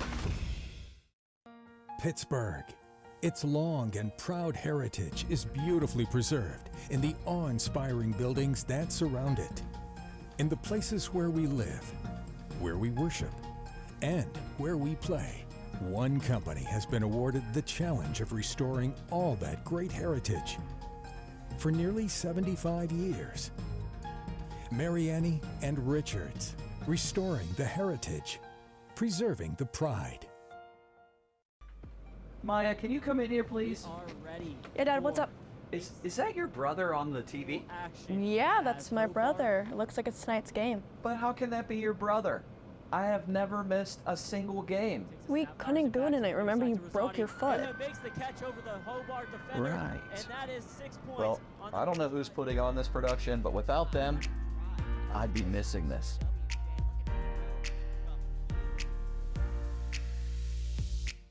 Fall is in the air at Pittsburgh's premier outdoor shopping, dining, and play destination, the Waterfront. Find fall weather gear at retailers like Old Navy, DSW, and Rally House. Dine at family-friendly restaurants like Primanti Brothers, Shorty's Tap and Taco, and more. Experience indoor playtime at Dave & Buster's, Urban Air, and more. Speaking of play, the Waterfront is a proud sponsor of this Steel City High School football broadcast and happy to support WPIAL football across our region. Visit us at waterfrontpgh.com for more information.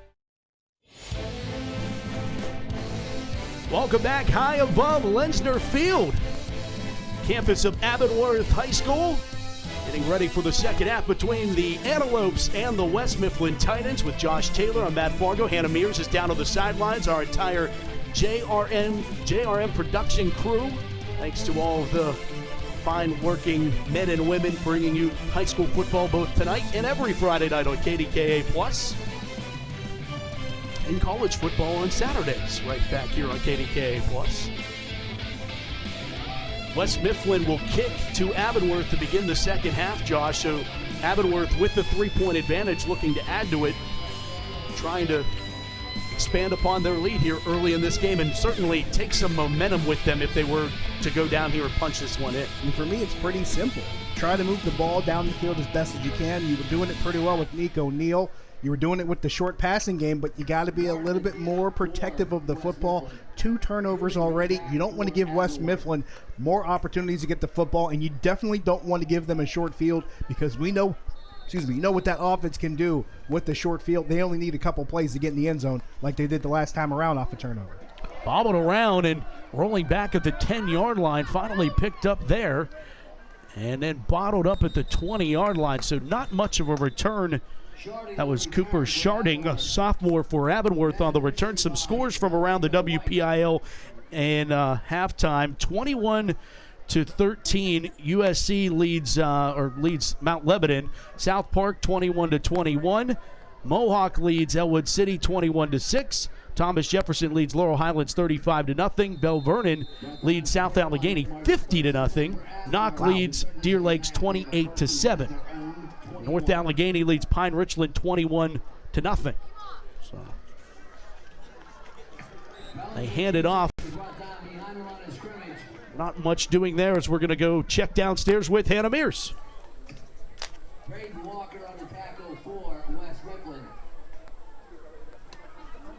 Maybe? I think we have technical difficulties reaching Hannah. I'll try again in a moment. Second down and 10. And they go back to Andrew Cuban. So a little bit of a change of pace there, using him in the Wildcat. Yeah, and he's made some plays in the short passing game we were talking about. You see him here in the Wildcat. Got himself a couple of yards there. Gets him into a third and manageable situation, Matt. And now you wonder just what exactly the Lopes will pull out.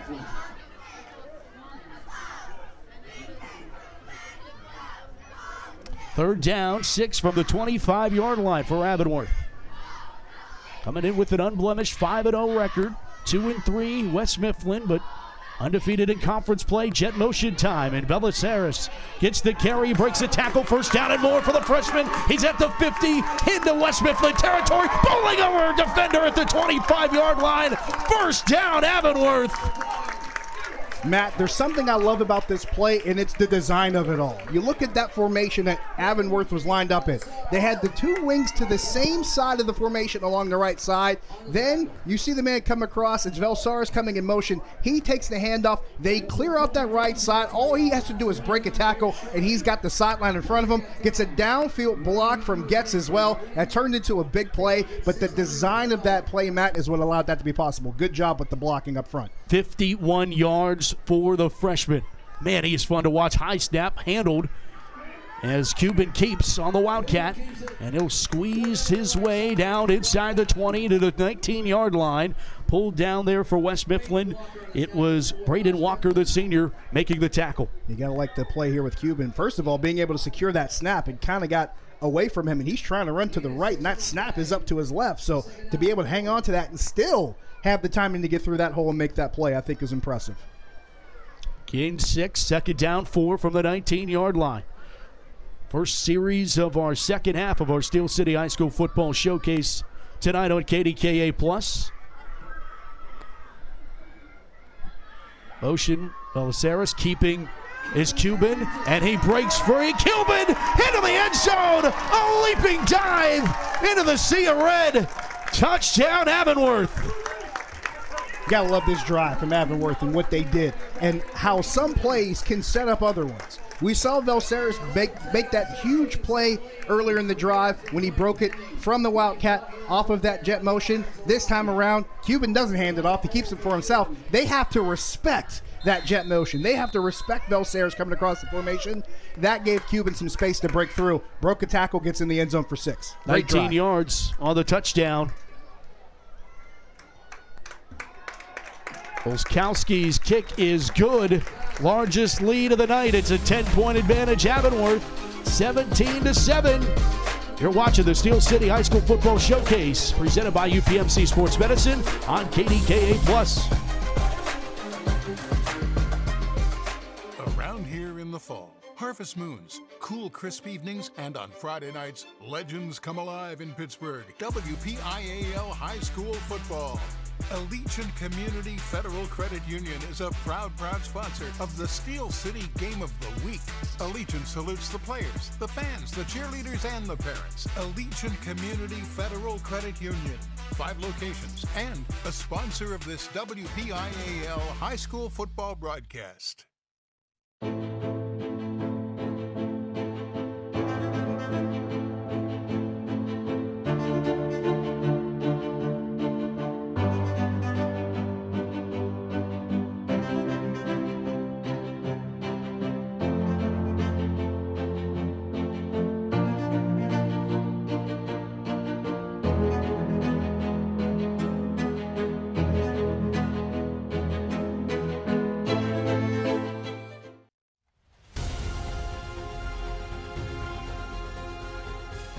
Looking to escape a dead-end job?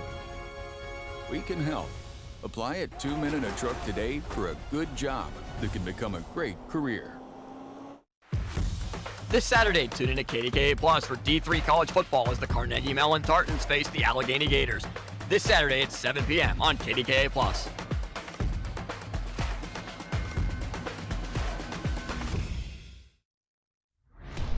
Five-play, 80-yard drive for Avonworth that has them with a 10-point advantage. Here's West Mifflin's opportunity to get the football back. Dylan Mikowski on the return for West Mifflin. And let's go down to Hannah Mears. Hey guys, first and foremost, can we get Velaceres' touchdown run on Angry Runs on Good Morning Football? My goodness, it looked intense down here from my point of view. But for this West Mifflin offense that we see right now, Coach Rod Steele told me this has just been a hard-fought game, but we do need to clean some things up.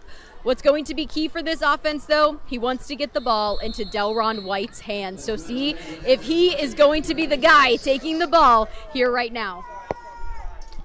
There's been some angry runs on both sides of the football tonight, Josh. There really has. I don't know what the teachers said to them earlier today, but my goodness, they have been running angry. And we talked about it before, as you see Delron White here up the middle. Oh, this is a fumble, scoop, and score for Brandon Biaggiarelli. Touchdown, Avonworth. This is probably going to come back, Matt, for two reasons. One, there's a flag, and two, the official is actually standing right at the 30-yard line. He's actually pointing at the ground as if to say Delron White was down by contact, so I don't think this is going to stand. You know what, though? I'm a tip of the cap to the officials because I think this is the hardest thing to do in high school football, especially as officials. The thought is to immediately blow something dead. Let everything happen the way it's going to happen and then make the correct call from there, because if this penalty may be offsetting, there might be another penalty you don't know about, whatever the case may be. They're going to count this, Josh. They're giving this to Avonworth. Wow.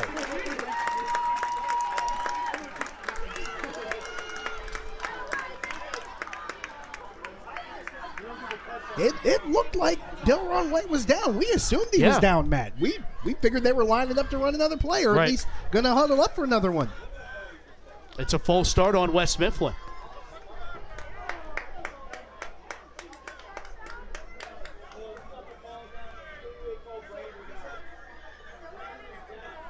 They're going to say he was down. Wow. So fumble recovered by Avonworth, but no touchdown.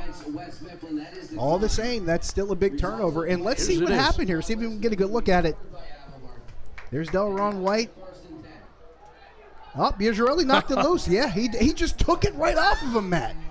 He literally reached up with one hand and took it out of his arm and tucked it in his own elbow. That's an amazing play, and that is just one of those heads-up plays that you don't see everywhere. You can't teach that to everybody. That is all instinct and just reaction, and just a really smart heads-up play by Biaggiarelli. And to be able to make that kind of play on that part of the field and put you in great field position, that's just a huge bonus, Matt. It's starting to make sense why he has a 4.5 GPA. My goodness. Starting to make sense. When a guy has twice your GPA, is that good? I'm not saying it's mine. I'm just asking for someone else. Wow. 4.5 GPA. That's incredible. Yeah. That's absolutely Well, mine were incredible. dashes, so. Hieroglyphics, you mean? DNF, did not finish. Oh, man.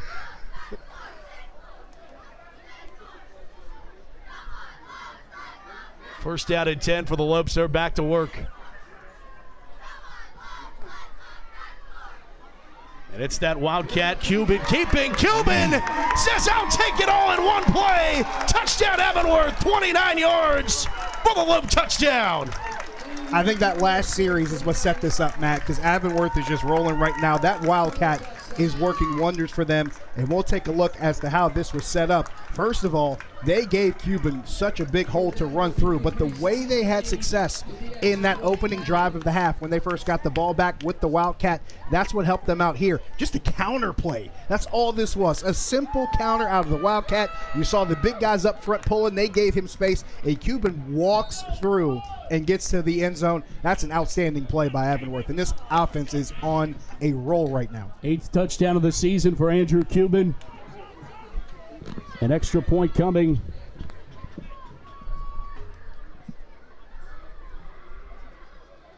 for Olszkowski. And it's good. 8:53 to play here with the third. 24-7. This game was 10-7 at the break. And the Lopes come out swinging. Coming up tomorrow, more football action for you here on KDKA Plus. It's D3 college action as Carnegie Mellon University takes on Allegheny College. It is homecoming for Allegheny, and you can catch all the action in prime time, 7 o'clock, CMU and Allegheny. Austin Bechtold and Donnie Chedrick, otherwise known as Donnie Football, on the call. Shout out to Big Donnie and Austin Bechtold. That's a couple of guys that have the same ties there. We talk about the Duquesne guys. There's a nice little contingent of Waynesburg talent. That is one way of putting its way to the surface. It is. They're on the move, man. That guy down there, that professor, he knows what he's doing. Hey, he's won Mr. Lanning for Terry. Yeah, he's a guy who's done quite a bit over his time. He's done a little bit. Yeah, a little bit. This time. Good man. All the way back to the 3-yard line for West Mifflin as they try to figure things out offensively. As Milkowski again on the return, as the offense for West Mifflin has sputtered.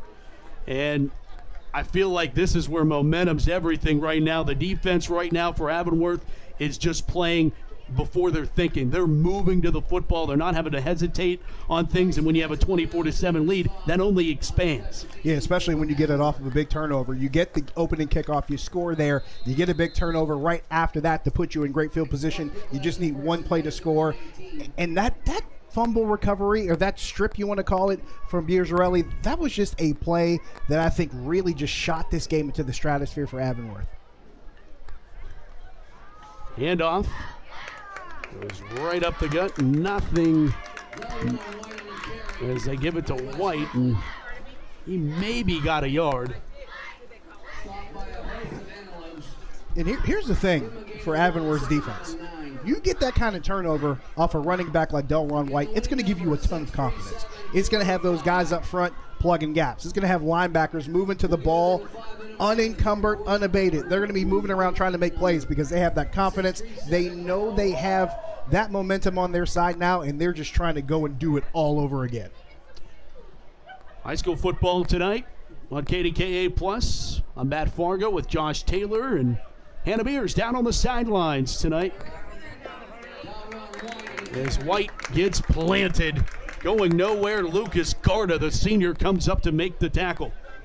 Garda was there, Hunter Blackson was there, and like we mentioned before, those red jerseys are swarming to the football. They are tackling with intent right now, and they're just taking on blocks. You saw Garda take on a block and get over there. You saw Blackson get inside there. These guys are just moving around, flying around the ball and making plays. It's third down and 10 at the 18-yard line. West Mifflin in need of a big play. Fleming throwing here out in a flat. It is incomplete. Not hook up with his intended receiver, Tyrone Leonard. That's not what you want to see for West Mifflin when your offense has already had some difficulty moving the ball in the run game.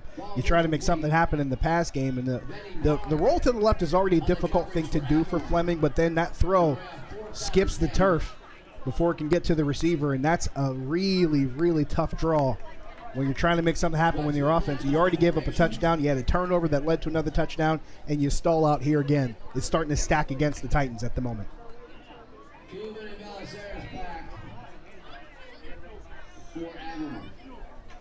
Punt unit is out. Hill able to get the punt away, and it's going to go out of bounds and give Avonworth fantastic field position at the 36-yard line. The Lopes offense right now feeling it right now. 24-7 lead and looking to add to it. And I think that's where this Avonworth program, and I'm talking athletics program, Josh, you got to fear the Antelopes right now.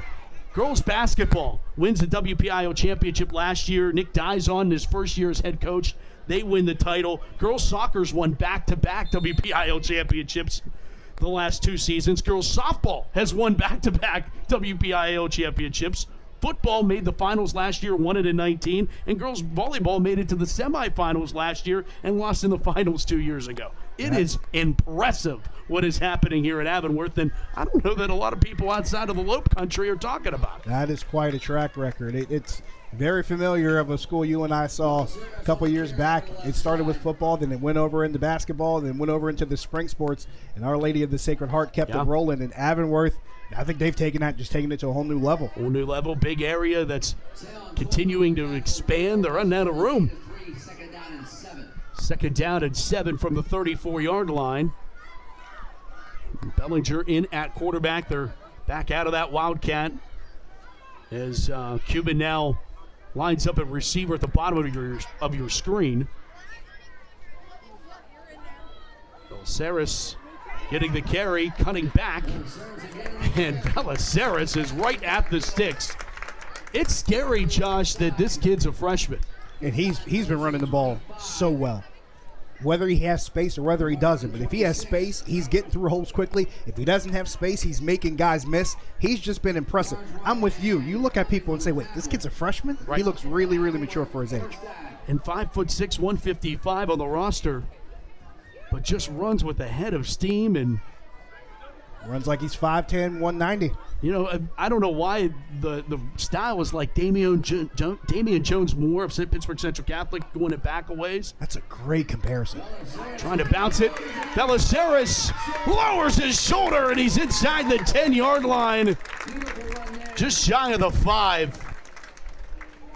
We got to talk about this again because we mentioned it. He's a freshman, but there's so many different elements to it that make this run so impressive. The speed, the vision, the quickness, and then the finish at the back end. He makes a defender pay at the end of it. You got to love the maturity of this young man and how he's running the football in just his first season of high school ball as a freshman. That is a quality that's going to be able to actually just manifest itself more and more a couple years down the road. Another handoff to 34 in red. And Bellaceres is into the end zone. Touchdown, Avonworth. Dimitri Bellaceres, touchdown number 9 on the season. Might as well let him finish it off because a lot of that drive, granted they had the short field, but he did the work on that drive by himself. Might as well reward him and let him get in the end zone for 6. Just an impressive showing for this young man. And at this point, you always hear people talk about how the sky's the limit. Well, you know what? This kid's floor is pretty high, and he hasn't even really started to ascend yet. That's what's scary.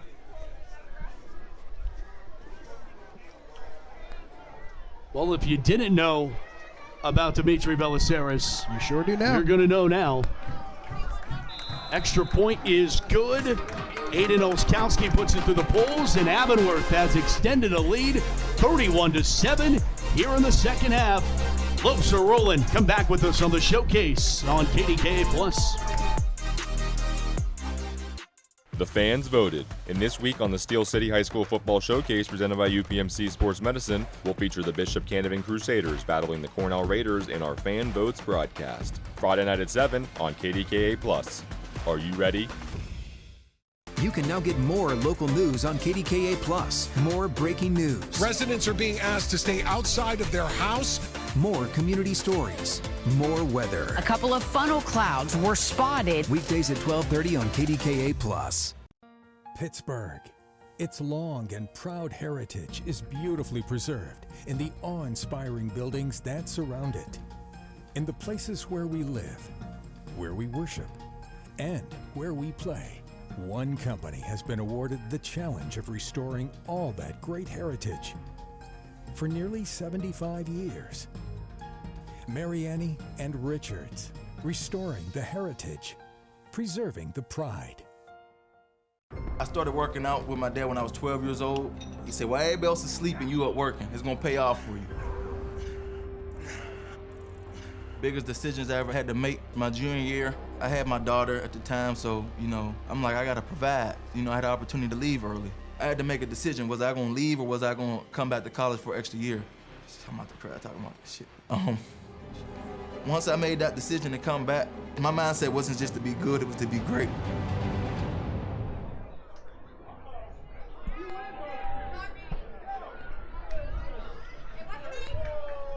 And we welcome you back. Steel City High School Football Showcase here at Avonworth tonight. And the Lopes rolling right now, 31-7 over West Mifflin.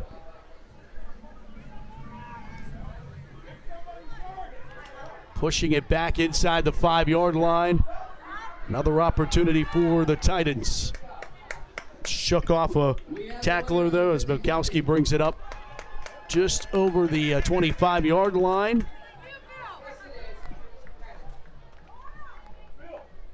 Beautiful night tonight and a full moon here in Avonworth, 69 degrees. Beautiful night here tonight at Lenzer Field, Josh. Yeah, we had a little bit more of the fall chill last week. We were out in Belle Vernon. This one's a little bit more of an Indian summer feel to it. A little bit more humid, but before the kickoff, Matt, you and I were starting to feel a little bit sweaty up here. But as the sun's gone down, it's a lot more comfortable. Balmy, I think, is the word to sum this up pretty well. Back to White on this first down carry for the Titans. He gets up to the 30-yard line. We were talking earlier about Rod Steele, the head coach of West Mifflin, and his son Rico Steele is on that offensive line and headed to Bowling Green next year.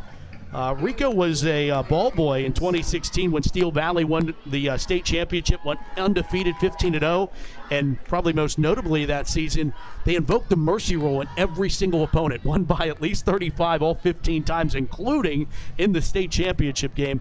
Has to be pretty cool to have your son on the squad and then to be able to see that as a young man on the sidelines. Stuff like that leaves an impression on you as a young player, because you talk about things to aspire to, but that's something that you completely hold in an entirely different category if you're a young player coming up, and to be a part of that and see that and use that as something you can model yourself after. And of course, granted, he hasn't had the same on-field success from a team standpoint, but clearly Rico Steele saw enough in that group ahead of him to at least propel himself and learn some lessons that are going to move him on to an opportunity in Division I football. And speaking about West Mifflin and college football players, there are 4 players from West Mifflin's 2022 team that are freshmen in college and probably going to get some playing time. Wide receivers Tyjer Williams is at IUP. Linebacker Peyton Uhas is at Edinboro, both Division II schools.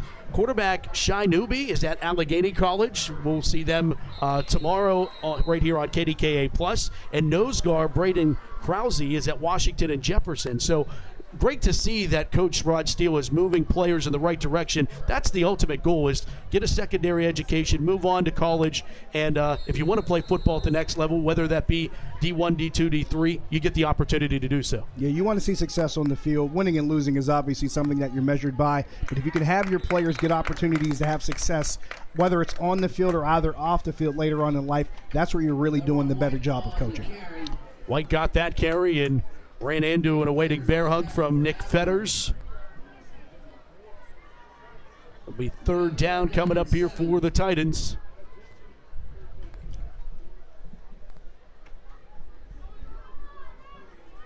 Let's go down to Hannah Mears. You guys were just talking about Coach Steele and Rico Steele and that family legacy of football. Well, Coach Steele has had the opportunity to coach all 3 of his sons, and he can remember moments of the 2 older ones in Pee Wee football gear in the front yard doing Oklahoma drills against one another. So Rico has absorbed all of that on top of the fact that he was a ball boy and got to watch them win WPIAL and state titles. But now Rico is 6'4", 305 pounds, and he outgrew his big brothers. Great to see. That pass goes incomplete. And it'll be 4th down for the Titans. Yeah, West Mifflin tried to come down the hill, go down the field there. Lucas Garda got up and knocked that ball away. Really good play and coverage, one-on-one on the outside, and that forces the 4th down. And the brothers at West Mifflin don't want to make Dad mad. He's a West Homestead police officer, so don't want to make Dad mad either. From the 35-yard line across the 45, just shy of the 50. Belisaris is on the return.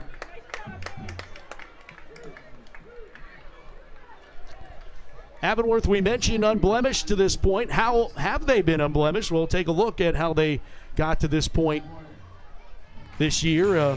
Win outside of the WPIL, a 35-14 win over Grove City. Then the big win at home against Central Valley, 8-point victory over the Warriors. Stowe Rocks, not their hottest team, but a 41-6 win over Stowe Rocks, and then wins over Hopewell and South Park. So, I mean, from that set, the really only test of the year to this point had been Central Valley, and they aced that test, and now they're acing this one right now. And, you know, I'm hard-pressed to say it's obviously here in the third quarter, Josh, but we're headed for a rematch in the 3A title game, I think. It really does feel that way as far as what this team has done. And they're already pretty much priming themselves up for it. We saw a really great piece in the Post-Gazette going into it this week talking about how they're pretty much expecting to go back and face Bell Vernon again. And if you're going to, I'm going to quote Ric Flair for the wrestling fans, if you're going to be the man, you might as well beat the man. And if that's the case, and if it's this team matched up with Bell Vernon the second time around, I like Avonworth's chances going up against the Leopards if they get another opportunity. Well, here's a swing for the Titans fans. A fumble recovered by the Titans. So West Mifflin going to get the football back. Yep, that's exactly what it is, Matt. They ruled it. It's going back the other way. So West Mifflin with an opportunity here. Down by 24, but every little bit helps at this point. Let's see what happens. It here. Just ripped it out. Just like when Avonworth did it to West Mifflin. They just ripped it out and took it back. Little dive play there. That's Delrico White, the twin brother of Delron White. They wear 1 and 2, just like twins should. And Delrico White, for most of the game, when they line up in certain formations, he's been more or less the up back than the guy back deep getting the carry. But this time, they had him coming through with the ball. Pretty good game there on first down.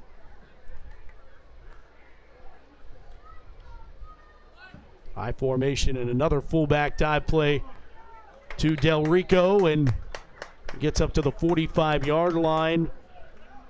Talking about Rod Steele in his 5th year here at West Mifflin, 9 at Steel Valley, 2 WPIL titles in that state championship we were talking about earlier. And he improved his team back in 2021. They went 2-8. They were 5-5 last year in a playoff team, and they started, as we mentioned, 0-3. And kind of interesting, Rod has followed Ray Brazzo. He took over for Ray at Steel Valley when he was the coach, and Ray moved on to West Mifflin. And then when Ray left his post at West Mifflin, he took over here at West Mifflin. Delrico White got back-to-back carries here for West Mifflin, but he is down on the ground right now. Tried to limp over to the sideline, but then he just went down right there in the midfield, and the trainers are taking a look at him. Hopefully he is okay. And as they tend, as we were shouting out athletic trainers at halftime, there you go, shouting out to them. That's the people that we don't want to see on the field, though. Shout out to our sponsors who we do want to see. UPMC Sports Medicine, Allegiant Community Federal Credit Union, GBU Life, 2 Men in a Truck, Koza Law Group, Special Olympics Pennsylvania, Leeway Enterprises, Ready, La Roche University, Mariani and Richards Incorporated, Washington and Jefferson College, The Waterfront, Panera Bread, and Allegheny College. Thank you to all of our sponsors. Good to see Delrico walking off on his own power, at least. Does have a limp on the sideline.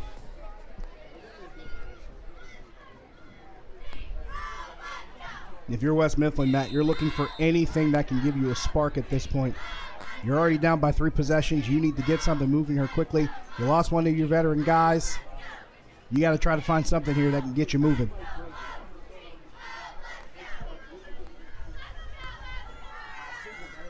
Third down 2 from the 45. And we get another yellow hanky down. I'm going to say this is encroachment, perhaps, on Avonworth. Right you are. There it is. That left side of the line. That left side of the Avonworth defensive line got into the neutral zone. And the officials were right on top of it. So a first down for West Mifflin. At the 40-yard line, I formation, back to work. Goes the workhorse, Delron White. And he'll churn his way forward for a pickup of 2. Well, the tackle for Avonworth, Benjamin Barnes. If you're Avonworth defense, you understand the fact that that West Mifflin, you mentioned Rod Steele, my brain just defaults to Steele. Right. But West Mifflin, their run game is the thing that really helps them the most as far as that offense doing what it does. So you know that it's going to be a factor, but you also don't want to get too comfortable to the point where you just assume that every gap's going to be filled on every snap, because all it takes is one play for Delron White to break one. He did it earlier tonight. Fleming throwing, completed a pass out to the far side, and now finally being stood up there and thrown down. On the reception, it is Tyrone Leonard. I was surprised they didn't blow that dead earlier. He stopped his forward progress, probably 6 or 7 yards off the line of scrimmage. I figured they would just blow it dead and go back to the huddle, but they let that go a little bit longer. One thing that I didn't realize about Rod Steele in preparation for tonight's game, Central Catholic's running backs coach back in 01 and 02, and then from 2005 through 2009, some of the good running backs in that squad, Andrew Smith, Andrew Johnson, and Damian Jones-Moore. There you go. All right, 3 quarters in the books. Avonworth has the advantage here as they look to stay unbeaten against the Titans. We come back with the 4th quarter. It's the Steel City High School Football Showcase presented by UPMC Sports Medicine on KDKA+.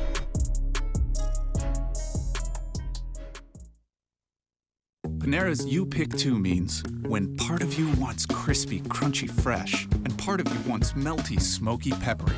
Both yous win big. You pick 2 and get more. Cater your next event with Panera. We raised $5,000! When you purchase life insurance and annuity products from GBU Life, you also have more opportunities to give back to your community. GBU matches donations you make up to $1,000 per member. I have GBU Life Insurance. Oh, wow. I have a GBU youth policy. Whoa. We've got GBU annuities.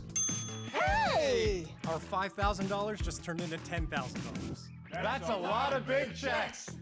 Find out more at gbu.org. When you step through that door or shake their hands, will you be prepared? When you stand up for a client or walk into that meeting, will you be ready to prove to them that you deserve to be there?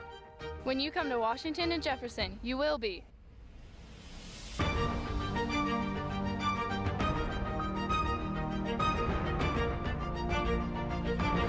Washington and Jefferson College. Are you ready? I can show you the good now, but you're not going to understand how good it is until you know where I came from. Teen mom, dropped out of high school. I came across UPMC's Pathways to Work program, and my life changed 100%. I didn't know that I had these skills. UPMC brought it out of me. And now it's like the light just kind of starts shining.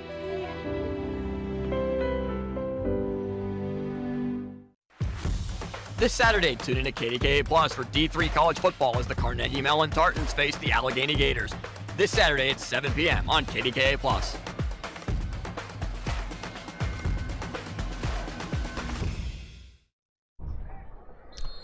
Welcome back. 4th quarter action of our Steel City Showcase.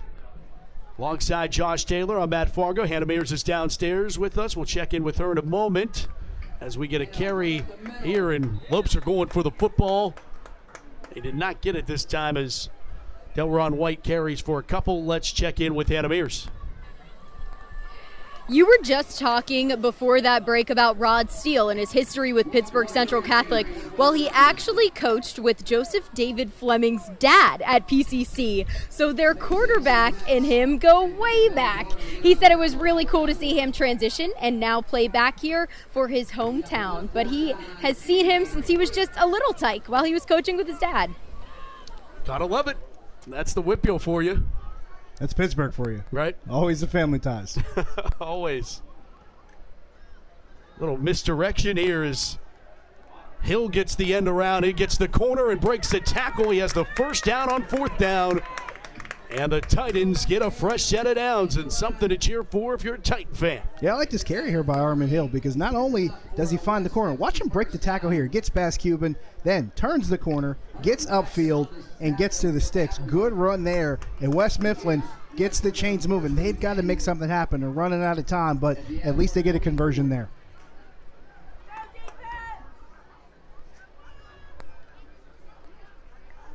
10:40 to play in our ball game.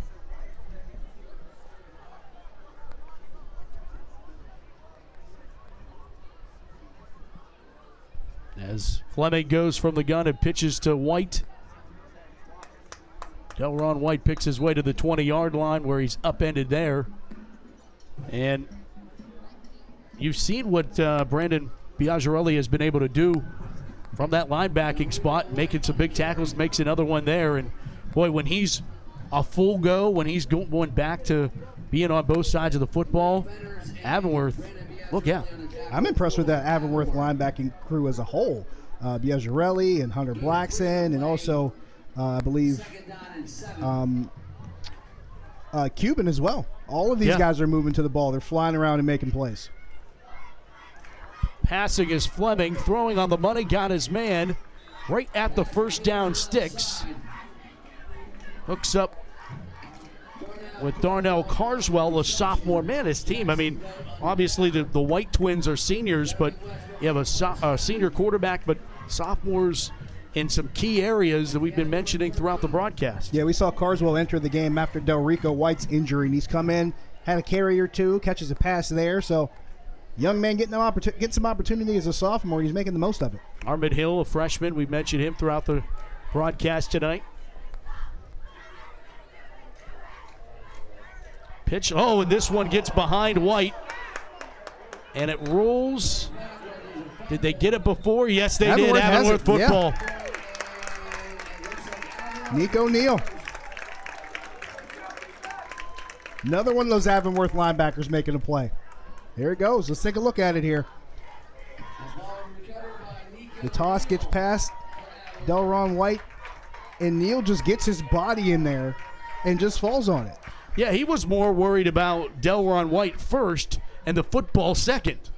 Yeah, he got down there and just put his body right into him, got some separation, and then just falls on the ball. That's a good heads-up play to recover the fumble. And he wasn't worried about picking it up, just worried about getting space and get positioning to fall on it and get possession. Great play by Nico Neal on defense. So the Lopes back with the football.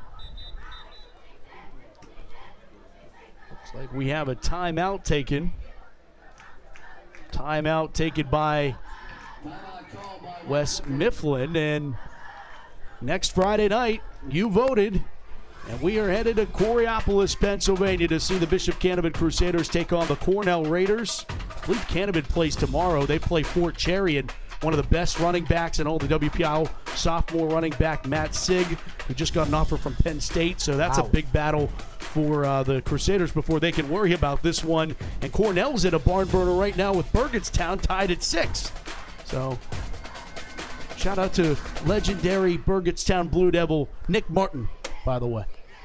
That's a good one. You reached down for that one. That's impressive. I got nothing, man. That's good. Okay. That was good. Okay. No, to your point, though, that's a couple really good matchups. Where we're talking about the two teams that we're going to face next week. And those two teams should probably give us a good matchup next week as well. And, credit and shout out to all the fans who voted, because when you and I talked about this when that vote first came up, that list came up, we were really excited to see just who would get behind this vote and get the most steam going. And it's good to see this matchup happen. Thousands and thousands and thousands voted. And the winner is Cornell Bishop Canevin. Who would ever thought? With some of the bigger schools in there, the small schools need some love too. And how about Dimitri Belisaris? He is just so fun to watch, and with that carry, he goes over 100 yards rushing on the night. You mentioned it before. He's 5'6", 155, and I told you he ran like he was 5'10", 180, and he just did it again here. The balance, taking the hit, staying on his feet, getting some extra yardage, taking on more contact, still staying on his feet. That center of gravity is something that's really important as a running back, and he's showing all of that right now as a freshman. Really impressive. We'll give him 10 on that run. It's 1st and 10 for Avonworth. First down and 10 for the Lopes. High snap, pulled down, put into the belly of Belisaris, and tries to get the corner, and a great open field tackle by Joseph Fleming. Yeah, he came from the back part of the defense and filled that gap pretty quickly. He saw it going right to left. He saw the horizontal movement and all he did was fill his gap. And watch him come from where he is in the back half of the defense, come downfield, get downhill, and make that tackle. That's a great play by Joseph Fleming, who, by the way, has been pretty impressive on defense for West Mifflin. A couple turnovers.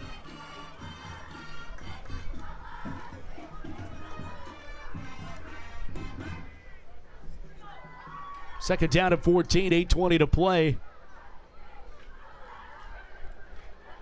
Lopes, clock is their friend. Play action. Bellinger throwing over the middle, had his man.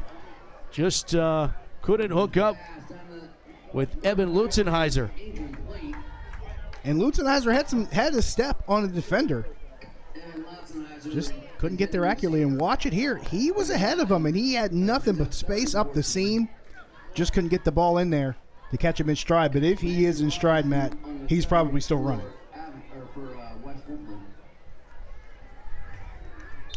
It's third down at 14. Ball at the 26-yard line. Bellinger from the shotgun. Draw play. Belisaris. Cross the 35 to the 36-yard line.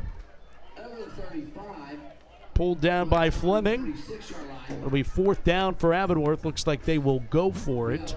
3rd and 14. He got, what, 10, maybe 11 on that play? He say got 9, actually.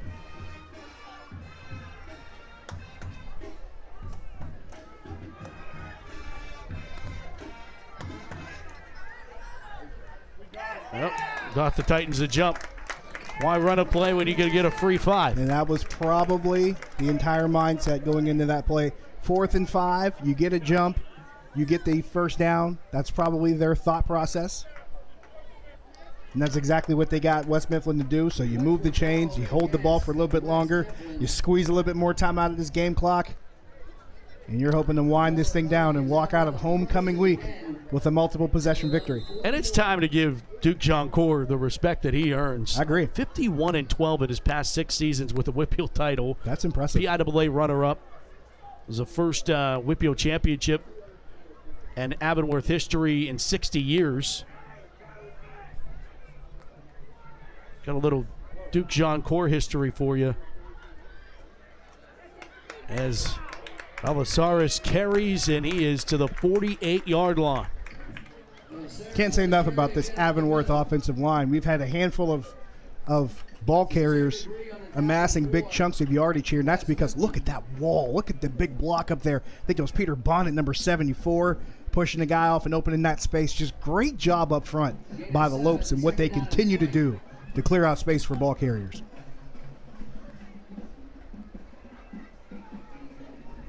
Cornell holds off Burgettstown. They're undefeated. They will be undefeated for our showcase there you go. Next week. Take down the Blue Devils at Frank Lettieri Stadium.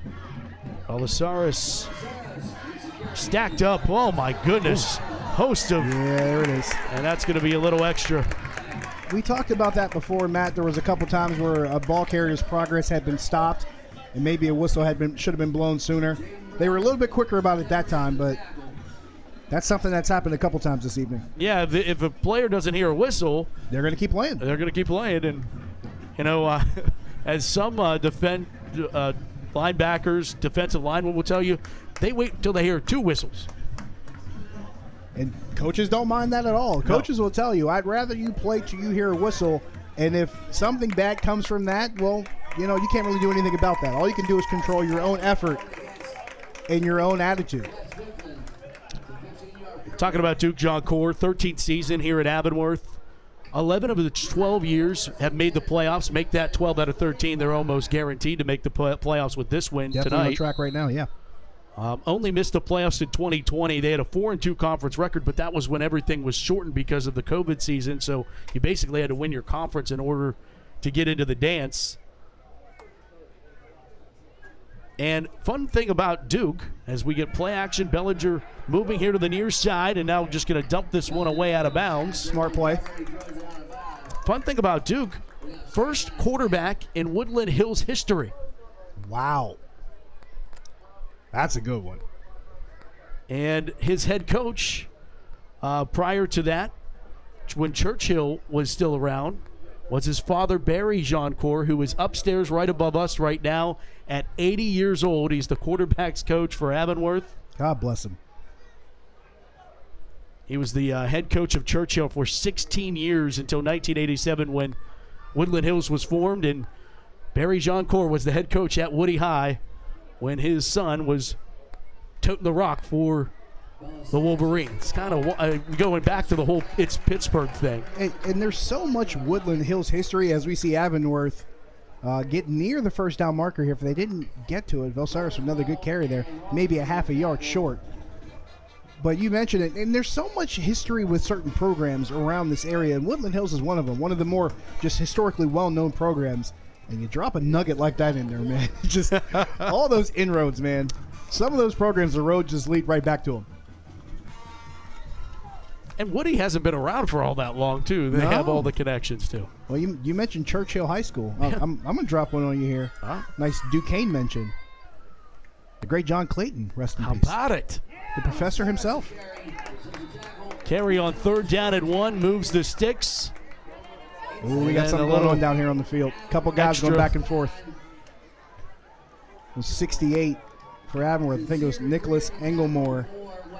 Had some words with 55. I think it's Jaden Brown-Demery for West Mifflin. Some words being exchanged there after the play, and another player had to come in and separate them. You see him there, just the heat of battle, and got to give Avonworth credit, giving Velsaris that room. And obviously a frustrated West Mifflin squad, but you can't let that get the best of you. That was a good duo block to take 55 out of the screen there. Worth mentioning.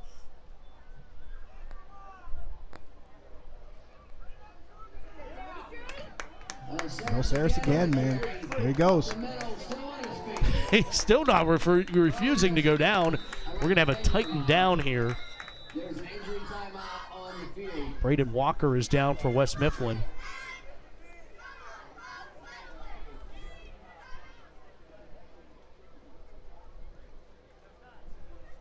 Take a look at this play here, Matt. Velsaris getting that space through the middle, and there has been a lot of room there in the middle of that field between the tackles because Avonworth's offensive line just continues to make space and allow ball carriers to take advantage. All right, well, they tend to the injured player. We're going to step aside. It's a Friday night in the Steel City, and it's the showcase. Avonworth rolling to this one. Come back with us on KDKA+. Fall is in the air at Pittsburgh's premier outdoor shopping, dining, and play destination, the Waterfront. Find fall weather gear at retailers like Old Navy, DSW, and Rally House. Dine at family-friendly restaurants like Primanti Brothers, Shorty's Tap and Taco, and more. Experience indoor playtime at Dave & Buster's, Urban Air, and more. Speaking of play, the Waterfront is a proud sponsor of this Steel City High School football broadcast and happy to support WPIAL football across our region. Visit us at waterfrontpgh.com for more information. Around here in the fall, harvest moons, cool, crisp evenings, and on Friday nights, legends come alive in Pittsburgh. WPIAL High School football. Allegiant Community Federal Credit Union is a proud sponsor of the Steel City Game of the Week. Allegiant salutes the players, the fans, the cheerleaders, and the parents. Allegiant Community Federal Credit Union. 5 locations and a sponsor of this WPIAL High School football broadcast. At 2 Men and a Truck, we'll treat you and your belongings like we'd treat our own grandmas. Here we go! Welcome. Whether we're moving you across town or even across the country.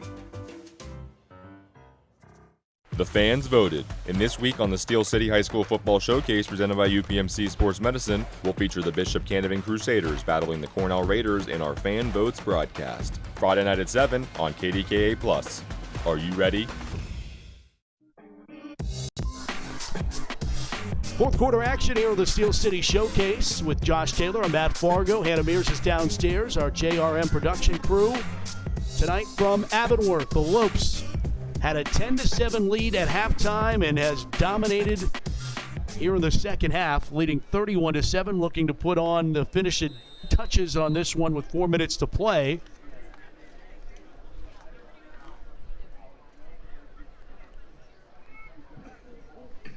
Antelopes have it 2nd and 1 at 10. 3:55 remaining. Bellinger in the 4th quarter.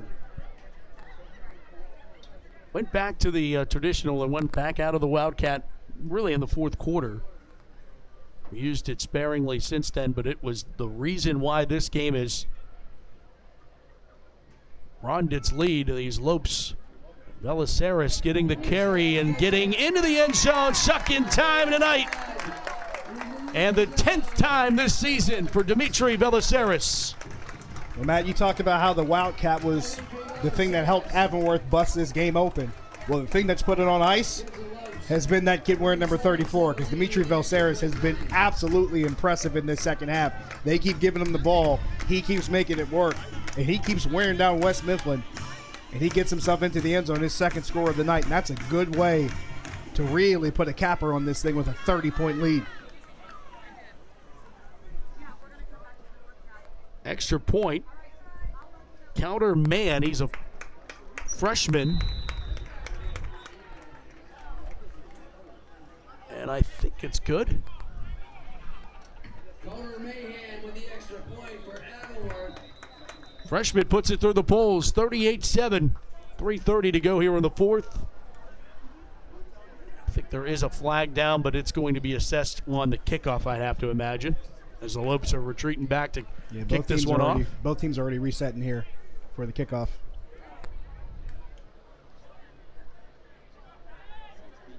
Oh, wait. We'll start on Avonworth. It is on Avonworth. They're going to have to go back out here and re-kick this. There you go.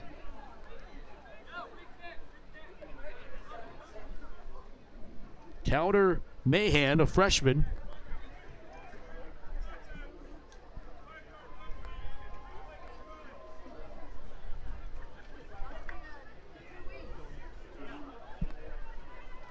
Legal formation called against Avonworth on the extra point.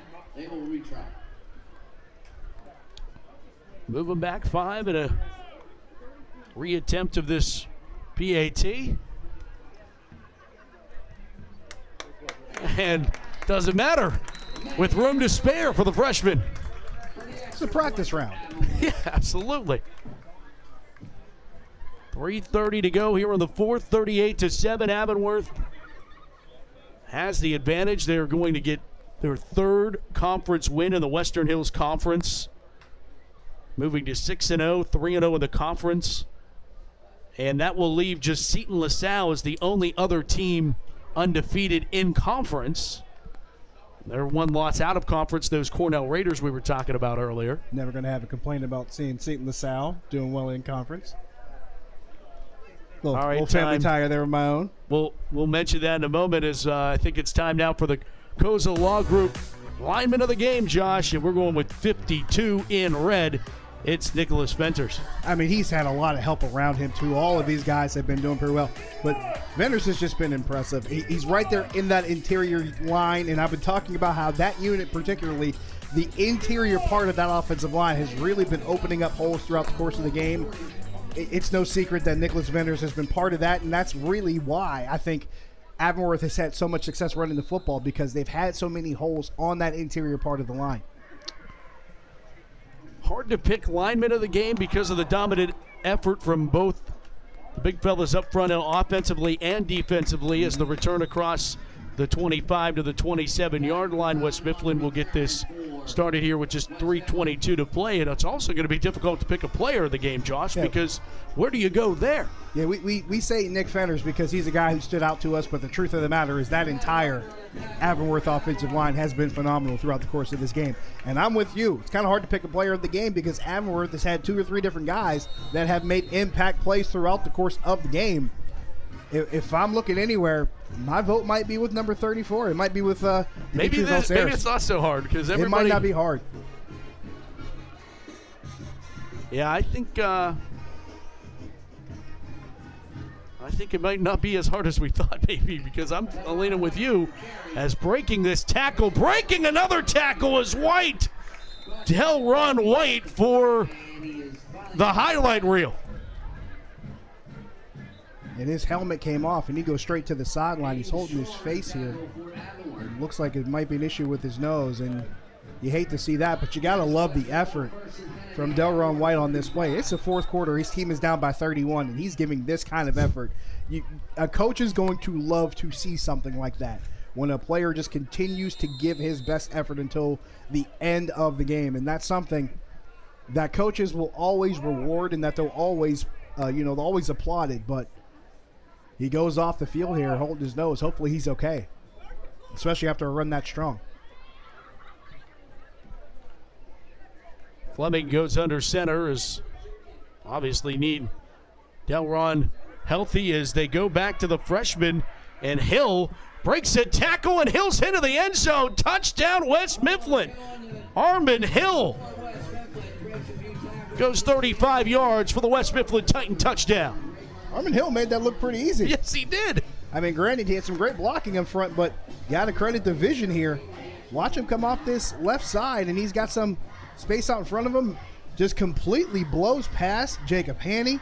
Gets around the corner, gets a block in front of him, and gets to the end zone. But good vision there. It's a pretty impressive run by Armin Hill. Another freshman, one of these young guys for this West Mifflin team getting an opportunity.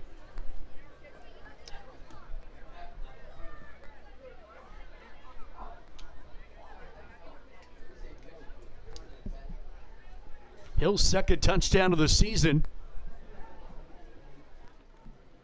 Snap, hold, and kick are good, as Jason Martin puts it through the poles for the Titans. 2:53 to play, and regulation. Titans back on the board, but the Lopes in control of this one. 38-14. Come back with us on the showcase right here on KDKA Plus.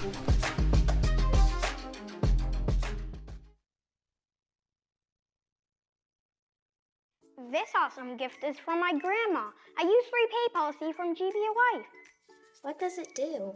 It accumulates cash value, helps protect my future insurability, and it may even earn dividends. What's so great about that? My policy will grow with me.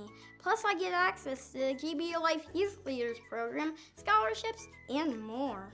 Oh. You might be interested in a GBU Life annuity. You're probably thinking about retiring soon, right, Mrs. Jones? Are you an aspiring entrepreneur, a dreamer with a passion for success? With Koza Law Group, your journey starts now. Whether you're dreaming of a small startup or envisioning a global empire, we're here to guide you every step of the way. Starting a business shouldn't be scary. It's about embracing the spirit of innovation, taking calculated risks, and believing in your potential to make a difference. We are more than just legal advisors. We are redefining legal services. Contact us today to experience the Koza Law difference. This Saturday, tune in to KDKA Plus for D3 college football as the Carnegie Mellon Tartans face the Allegheny Gators. This Saturday at 7 p.m. on KDKA Plus.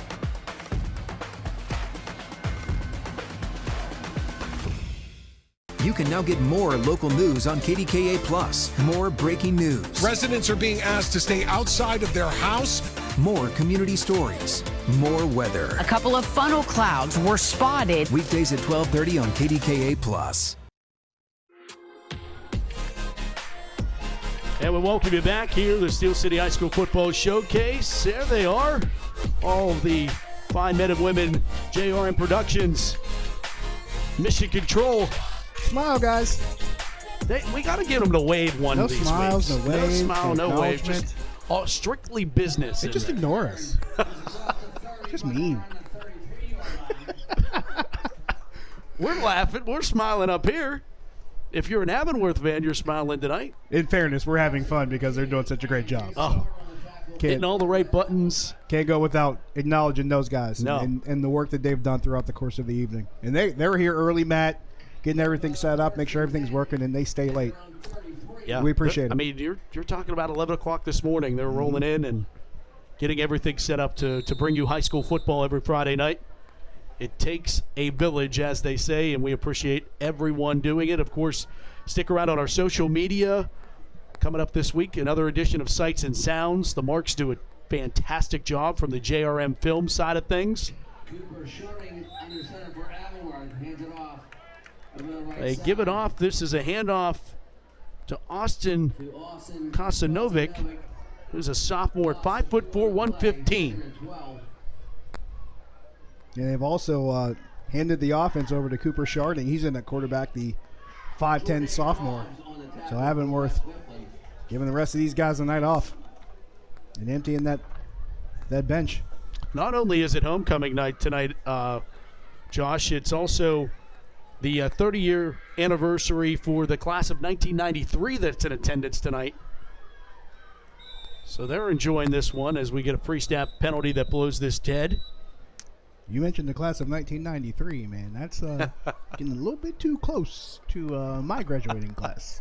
As you say, 30 years. So just want to acknowledge that. Well, just tread lightly. That's all I ask. I've been doing it for a while, reminding you of your age over the years. You do. Not even old. You spare no sentiment in doing so. No, but now that feel like I'm catching up, I apologize. You will in due time, my friend. Right. You will. You will. Second down at 18, back at the 25-yard line for Avonworth. Cooper Sharding going to Kosanovic, I beg your pardon, and he gets the carry and going to be dropped for a loss. I mentioned the GPA of Brandon Biagirelli, but Andrew Cuban has a 4.3 GPA. Wow. And Carson Bellinger, a sophomore, which if the history tells us, Carson Bellinger, a sophomore, that's your toughest year of high school normally. 4.18 GPA. Quite impressive. I mean, very impressive. These guys know well beyond the football field, doing it in the classroom as well, which is fun to see. And that's really something you really enjoy to see, and it might be something that doesn't get talked about enough. Student athletes that actually excel in the classroom beside excelling on the field. I think it's one of those things that's a lot more rewarding. Don't get me wrong, it's great to be a successful athlete and have opportunities to do that, but if you could be a successful student as well, those are lessons that are both in the classroom and out of the classroom that translate later on in life. There's no doubt. There's no doubt about it. That's why the Steelers created that all-peer team, going out in the community, doing into the classroom, but also being out in the community, doing the nonprofit events, giving back. And something you know pretty well about yourself and your own efforts. I think that's one of the things that is most important, because if you could teach young people at a young age to do it, it's only going to continue through when you get older.